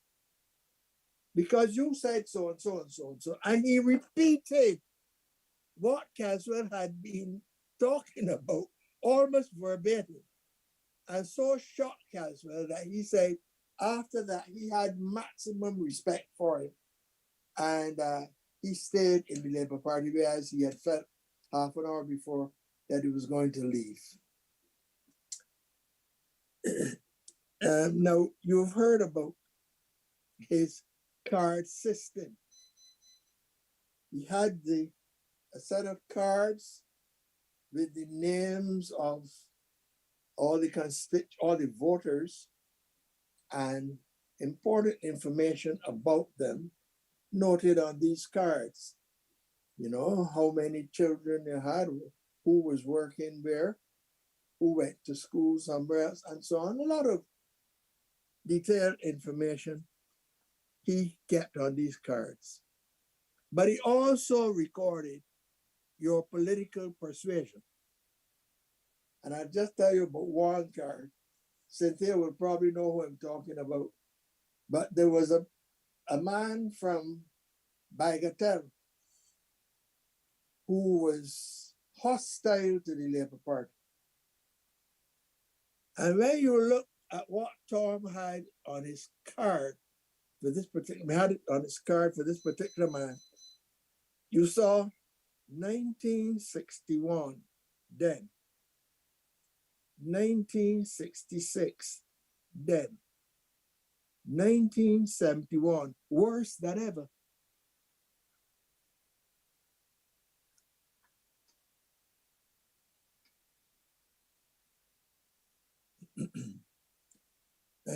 I finished by telling you some things about the by-election in St. Philip North.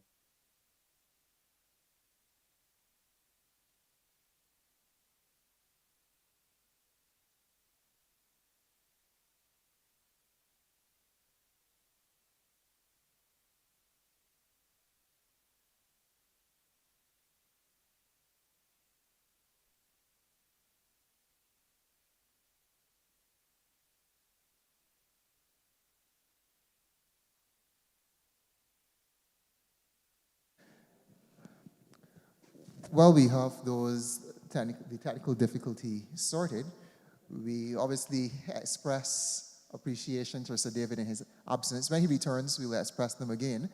We will facilitate the questions to Dr. Carter.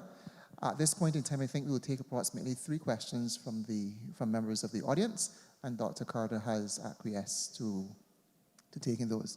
So we open the floor at this point in time to any questions from any member of the audience. Dr. Carter, you know, as a lecturer, it's always good when you hear silence. That means that you are thorough in your job. We have any questions from the...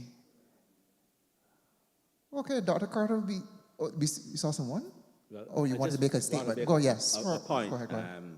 And it's a point that Dr. Griffith raised in her introduction to suggest that these lectures, we are now in the 9th lecture, could be easily placed in a publication, and add as well a section that deals with those individuals who had a personal connection with Tom, like what Sir David just said. We could add that information and create a publication for national consumption. I'm sure that our CAPE students who are doing Caribbean studies and history and not only that, but even the subject that you teach, communication studies, could help them in a big way. So I think that is something that we could look at in the future. Yeah, I think somebody. Yes, Ms. Caddo. Yeah. Yes, please. Yes, please.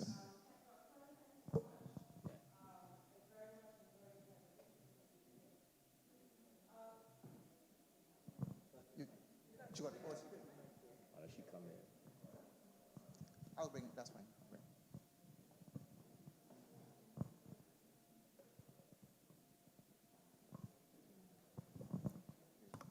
Thank you. I very much enjoyed your presentation. Thank you. This evening.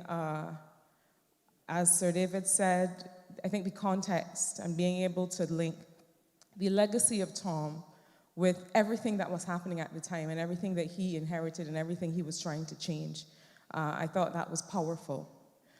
You talked across your 4 points about the ways in which he contributed to nation building. You talked about culture and heritage.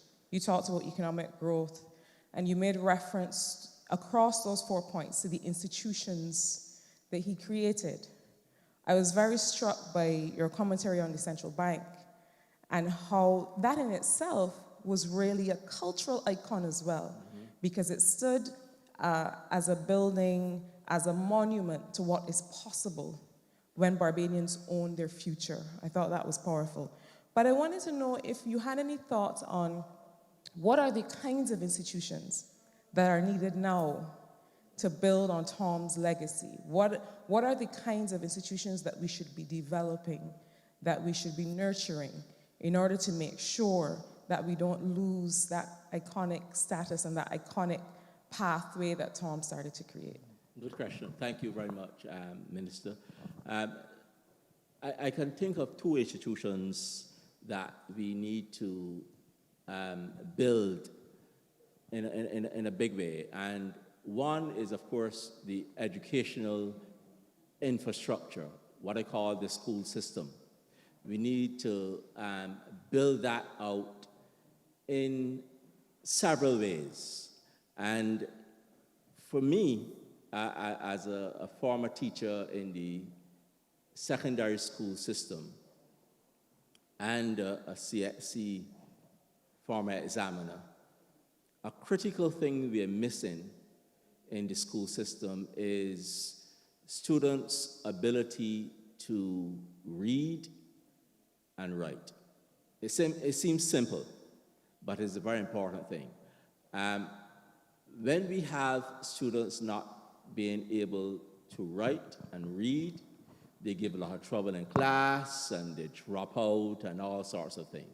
I think it is important that we concentrate on remedial reading at a very early age and not to wait until these children get 8, 9, 10 and then sit the common entrance exam and, we got to nip it in the bud. And we have to get parents on board early to assist in that process. We have to get remedial education so that when we spot a child who is unable to read at age 6 or right at age 6, then we intervene early. And I've seen it at our church at Beckles Road, at Nazarene Church. We have Bible school, and there was one day I was really shocked that we had some children who could not even spell some simple words. And that really indicated to me that this thing is very deep in our society, so that when we see students not performing well, we are not dealing with that problem. And while I was at Beckles Road, I was pastor. What do you call it, Felicia? Lay minister. And we put a program in place. We hired a teacher, and that teacher used to come down every Saturday to make sure that these children got some remedial education. I think that is where we can build our educational institution out a bit more, because even when we talk about technology, this world is a very sophisticated place. And if you're not able to read, you will be left behind. If you're not able to read, you will not be able to master all the technological things that are out there. So I think we got to spend more time there on reading, remediation, etc. Another thing another institution we have to build on, and I think we are losing it. We have to build on cricket as an institution. I did not deal with it in the lecture, but we have to build on it.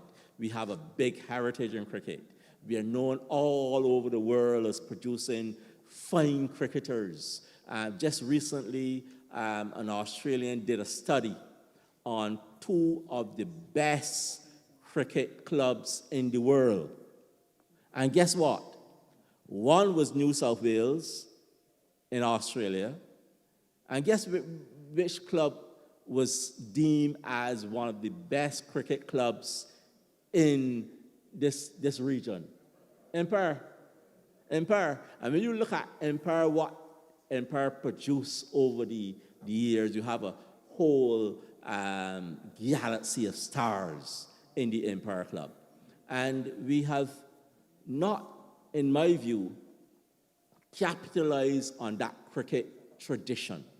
And I think we need to go back there, look at it again, go back there to have cricket as a big thing in our schools, especially our secondary schools. I know we have the Herman Griffith competition, but I think we need to adopt that Combermere model, where we see Combermere having nets and all sorts of things, and make sure that we place emphasis on cricket in our schools, because cricket can take you very far.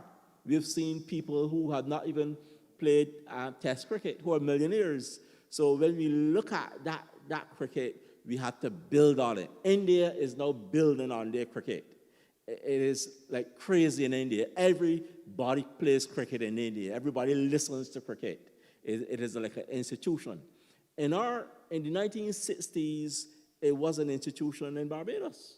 And people will tell you that they used to go to Spartan to watch the derby between Empire and Spartan every Saturday. And I have seen evidence where over 7,000 people turned up at Spartan to watch cricket there, to watch the Stars, etc. I think we have to continue that tradition and build that tradition. I also think that we need to go back to having, in my view, a national bank. And I've heard the Prime Minister talking about a green bank. I think that is the way to go. our countries around the world are basically going back to a stage of nationalism. And I think it is important for this country to have national institutions like a national bank. It is very important to do that. If you look at it carefully, we are losing a lot of national commercial entities and losing the names of these commercial entities. We lost Knights. Knights Pharmacy was formed in 1872, very old pharmacy. That was a tradition, a household name in Barbados, and we're losing now Collins, probably if it is taken over and probably rebranded. So in terms of our national consciousness, we need to have commercial institutions that are homegrown, commercial institutions that are interested in the development of people, especially the poor in our society. So those are three institutions I think we should build on in the nation building process. And of course, we have the CCJ, which is a very important institution. Right now I'm writing a paper on how Barbados rolled back all of those colonial institutions and created indigenous institutions. And that process still continues. And we have to say to people, look, these institutions have served us well, but they can even serve us better if we, as people, work hard and are dedicated to these institutions. An institution is only as good as its workers, okay? And we need to put in a bit more to be dedicated to make sure that they work. I hope I've answered your question. Thank you, Dr. Carter. We just have two more questions across here, Dr. Carter. We have from Minister Simmons, and then we have Senator Roberts Odo. So, Minister Simmons. Thank you, Dr. Carter, and also let me add my words of congratulations on your presentation. I wanted just to tease out of you a perspective on the question of the international relations posture that the late Prime Minister would have held. It occurred to me that when Sir David sought to deny the characterization as being accurate with respect to the appearance of conservatism, that a lot of that characterization of the late Prime Minister finds its genesis not so much in the context of the domestic politics, but the international relations posture. Taking, for example, the Grenada intervention, the relationship he would have built with President Reagan, who was perhaps arguably the champion of the conservatives. The fact that that same Grenada relationship would have been at a time when the left and the countries of the left were seen as being on the front line of the fight in South Africa. And the perspective what I wanted to get from you was, how do you see that as being, well, characterize it for me. How does that, in your mind, set the tone for the characterization of the Prime Minister? Mm-hmm. Thank you very much. That's a good question. When Tom came to office, just after he had come to office, really, we had the Cubana tragedy of Barbados. 73 persons lost their lives, etc. And that was a very trying time for the Prime Minister. And one of the things I did not do in the lecture was to look at some of the challenges that he faced. And there was also a time, I think Hayes in his book dealt with it, as well as Harold Hoyt, when two Russian cruisers with cruise missiles appeared, according to the evidence, on the radar at the airport. So we have these types of incursions. We also have of course, the Grenada intervention, or the invasion, as some people call it. And Adams is asked to take a position. And he, even before the invasion, Adams was saying to Prime Minister Bishop, urging the Prime Minister to have elections, because when Bishop came to office in 1979 in the New Drill movement, Bishop had really promised to have elections, okay? But elections never came to fruition. And so Adams played an important role in that intervention in Grenada to restore democracy in Grenada in a big way. And he was chastised by the left, as you rightly says, chastised by the left. And I quoted from this guy, C.M. Hope, in 1985, who said that he basically opened the door for U.S. hegemony in the region. But he understood the forces that were at play in the region. He understood those forces. He wanted, in the Grenada context, in my view, free and fair elections for the Grenada people. And I think Sir David made an important point about, even though he was characterized as a capitalist, characterized as a conservative, in actual fact, all of these policies that Adams took were social democratic policies. And so even though he's characterized as a person that is going out there and taking a position with Reagan or with Thatcher, etc., and spreading U.S. hegemony, in actual fact, he is creating the circumstances for the same social democracy that these avowed leftists are taking on. So that he does not speak of social democracy, or he does not speak of democratic socialism, but he's doing it through free education, free health care, and policies to help the poor. So that in terms of his political outlook, in terms of his foreign policy, he takes a foreign policy in which he wants, in my view, in the Grenada situation, justice, he wants development in Grenada. So I think that he was unfairly chastised as being a conservative, as being a rightist, as being an arch conservative in international relations. Actually, he is widely accepted as a very brilliant man in the international fora. One ambassador said, I can't remember her name now, that he is within the top 10 most brilliant men that she had ever met. This is an ambassador.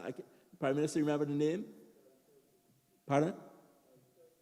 Yes, good.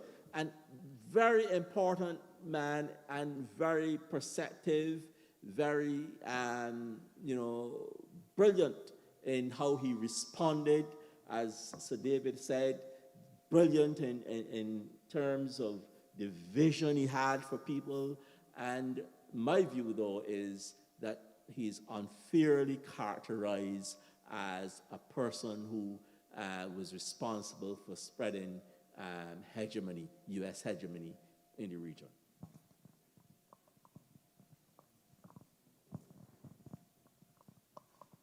Okay, Dr. Carter, we have a final question from Senator Roberts-Odo.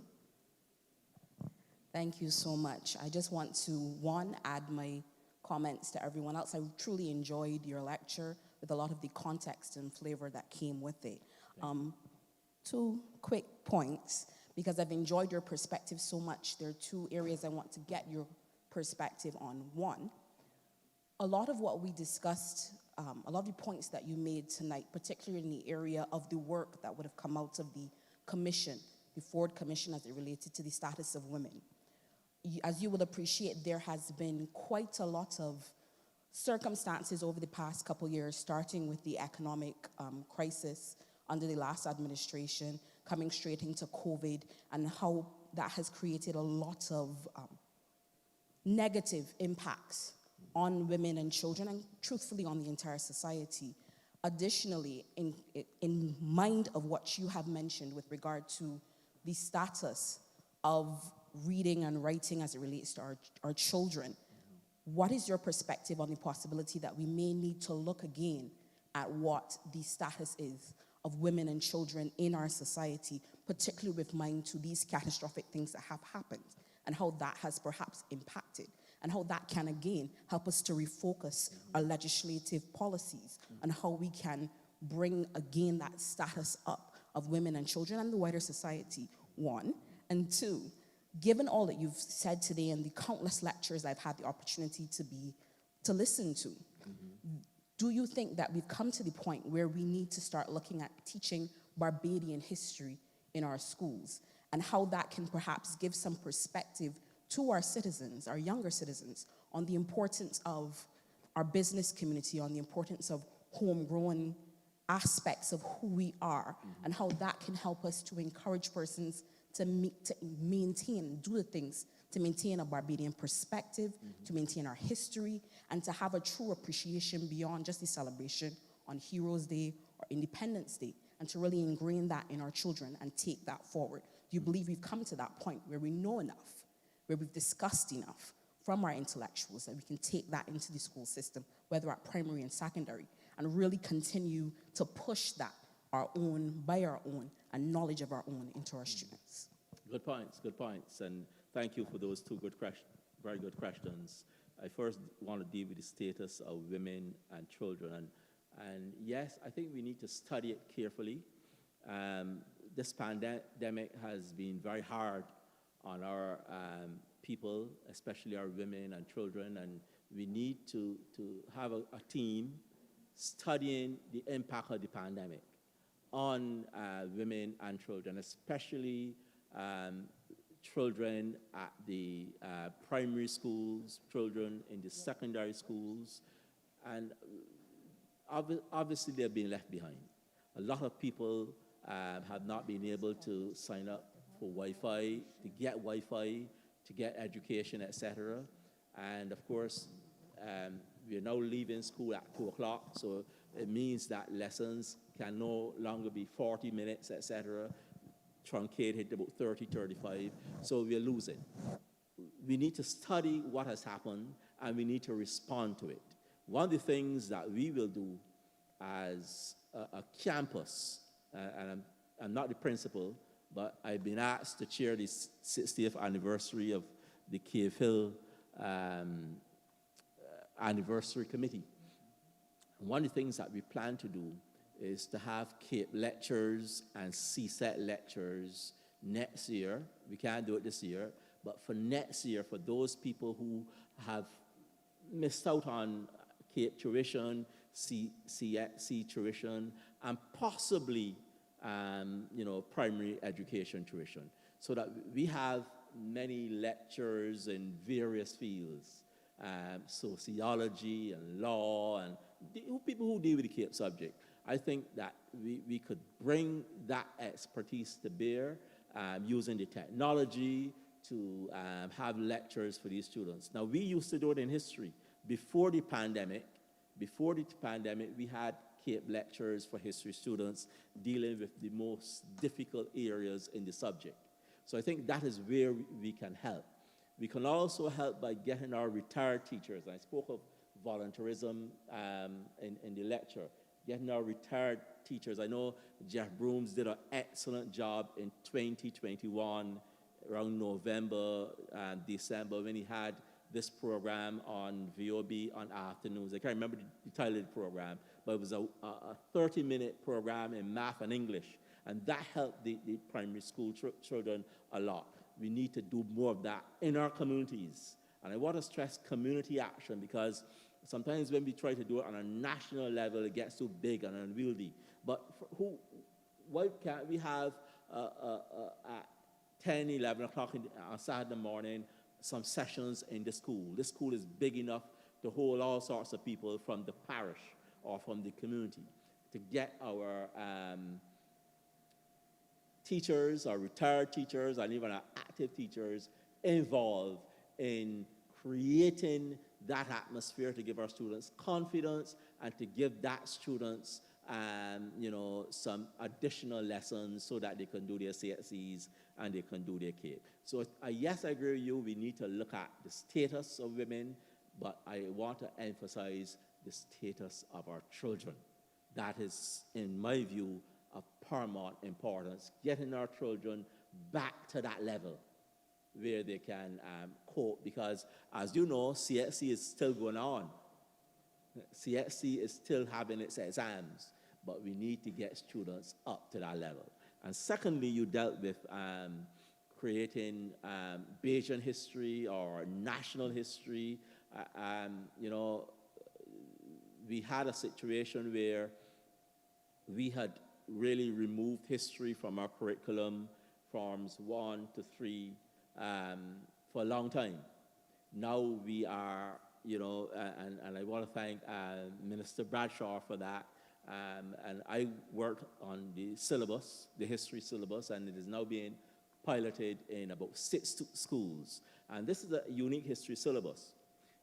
It has at its component Bajan history, school history, and the importance of that is to make sure that when a child enters school, that child understands the history of the school, those persons who've gone before and that did great work before, so that a student now would love his school, appreciate his school, and not want to destroy it, but want to keep in that tradition that has gone before. So the students doing this program will do Bajan history, they'll do school history, they will do Caribbean history, they will also have an understanding of African history and world history. So it's a very diverse program, and it is being piloted in our schools.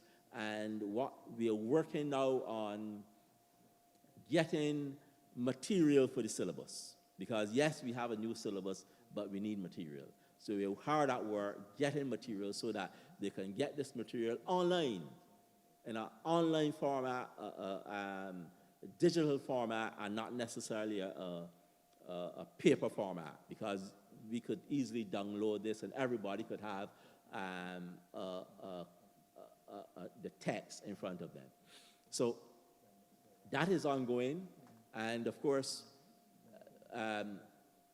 I want to say that history is important to help us to build out things like heritage tourism.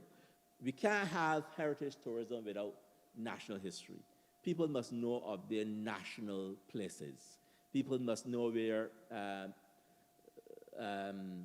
Cavens Lane, what do you call it? I spoke about earlier, getting old. The Screwed Up, where that is located, and its importance in our history.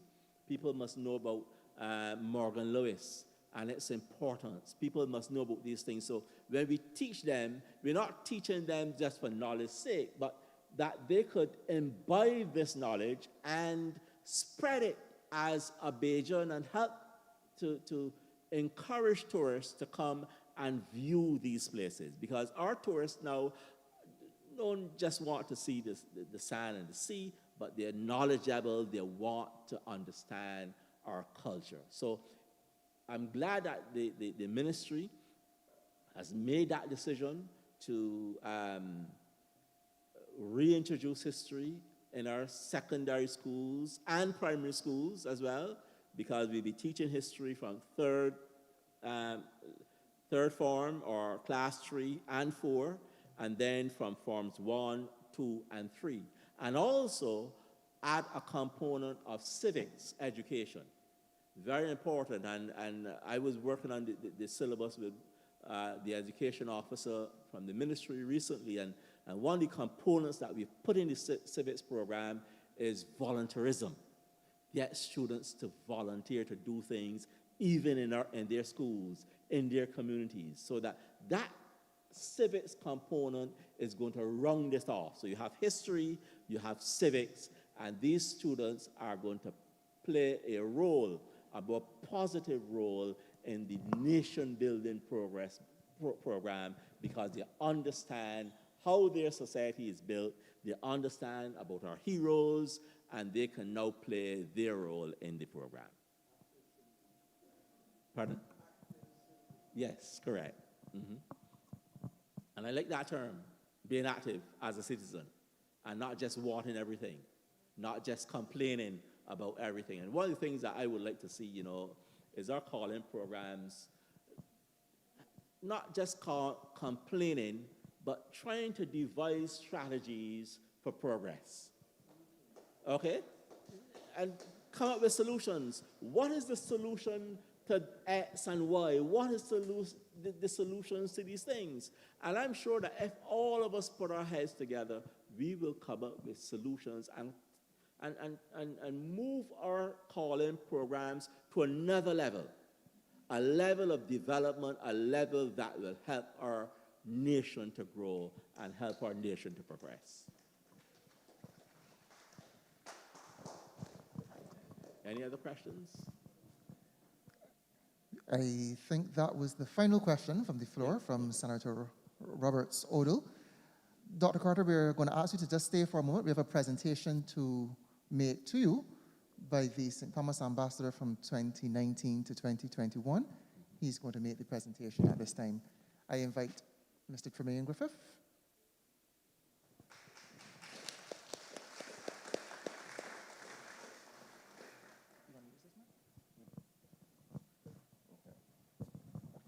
Good night, everyone. On behalf of the the Tom Adams Memorial Committee, I would like to present this gift to you. It was made from soft stone by Omar Ward, a resident of Rock Hall, St. Thomas. Thank you, Dr. Carter, for an extensive and extremely informative lecture. I'm sure everyone learned just as much as me, or even more. I personally enjoyed the segment where you spoke about how the Right Honorable Tom Adams fought for social justice against the plantation elite using various methods such as developing the Tenantries Freeholds Purchase Act. I wish you well in all your future endeavors, and may God bless you and your family. Thank you. Thank you. Thank you.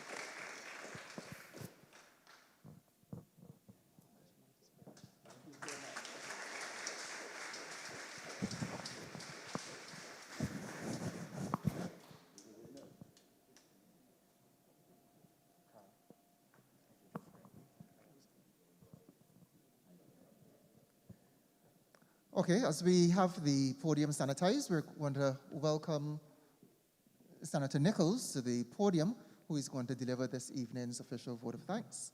Senator Nichols.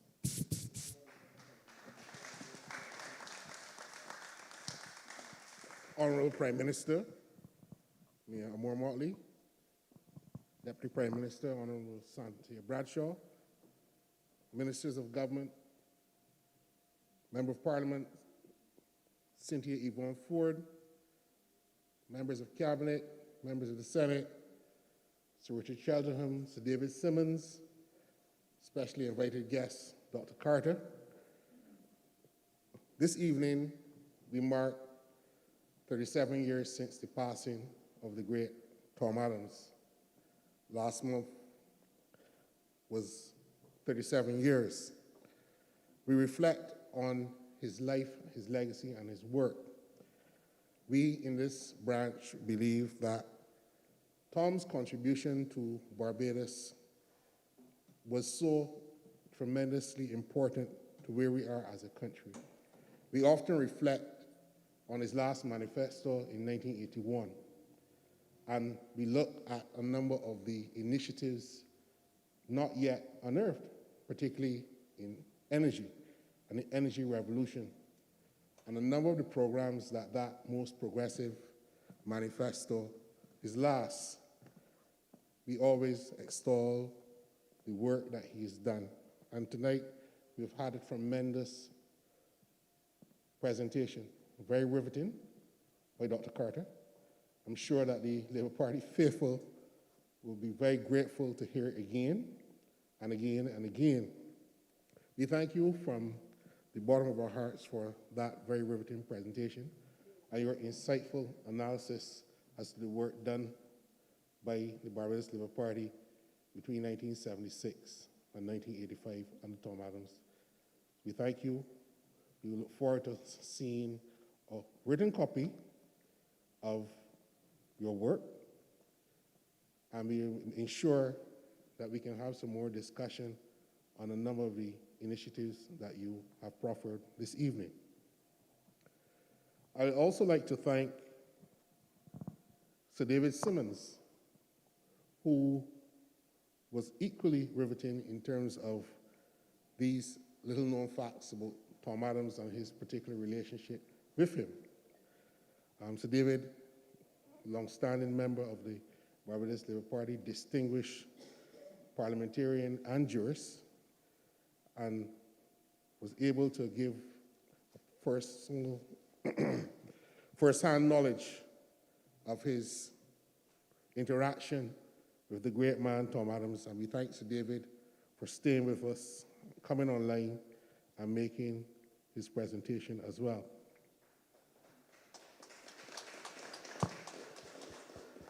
Dr. Alana Griffith, your introduction of the guest speaker was very entertaining, enlightening, and enjoyable. We hope to hear more from you and your perspective, and perhaps the committee can look at you as a future lecturer in the not-too-distant future. You are a woman of the soil, and I have known you for a long time. I know that you will make an equally riveting presentation were you to be given the opportunity. And thank you for your introduction of Dr. Carter this evening.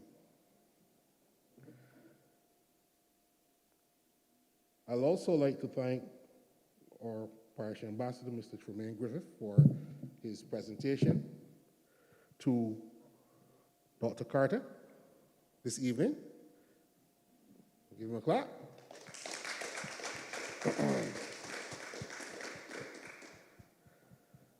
The members of the Tom Adams Committee, and we cannot complete this evening's proceedings without thanking our Member of Parliament, Cynthia Ford, for being the driving force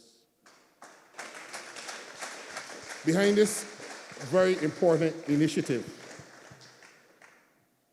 Cynthia has been a stalwart here in St. Thomas for a long, long, long time.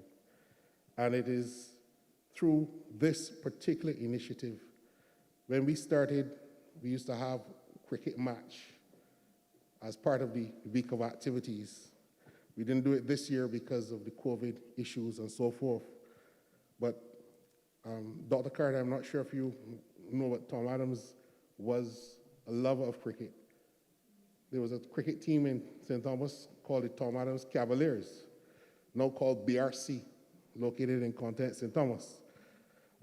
They say they changed the name from the Tom Adams Cavaliers because when they went out to other places in the country, the umpires used to teeth them out. So they had to change the name from the Tom Adams Cavaliers. But the committee will continue to keep the memory of Tom Adams alive. I'm not sure if we have all of the lectures in writing. I think, I don't remember, Sir Louis Tull's lecture was more of an oral presentation and not a written one. So I don't know if we have all that we can put.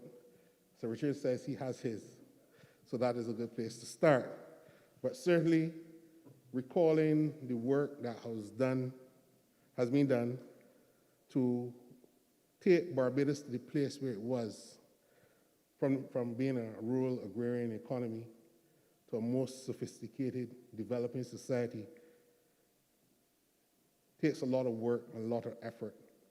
And certainly the Tom Adams legacy and the government that he led is something that we should really pay more in-depth analysis, because where we have come from informs where we can go. I'd like to thank Ms. Caddo, Senior Minister Simmons, and Senator Roberts Odle for your questions.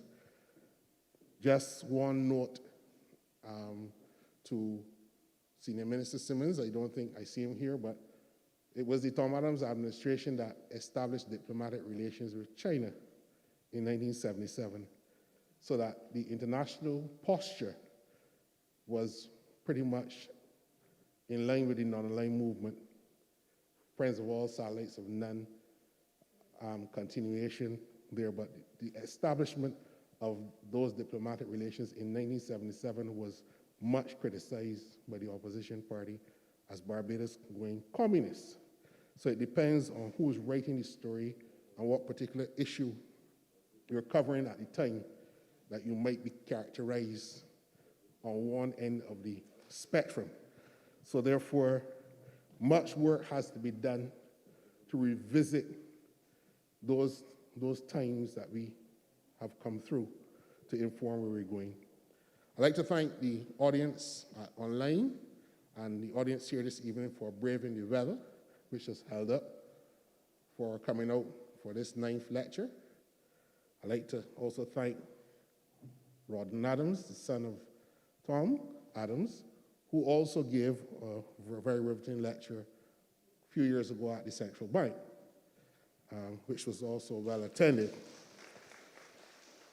for being part of what we are doing here and giving support to the memorial we have established. I'd like to wish you all well and ask that you get to your homes safely and in one piece. Good night, and may God bless you all. Thank you.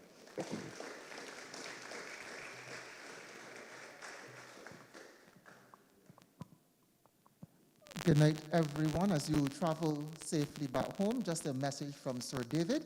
He wishes everyone a good night, and he said his sincerest apologies for the disconnection, and he would be willing to avail himself to give further information at another date. Traveling mercies to everyone.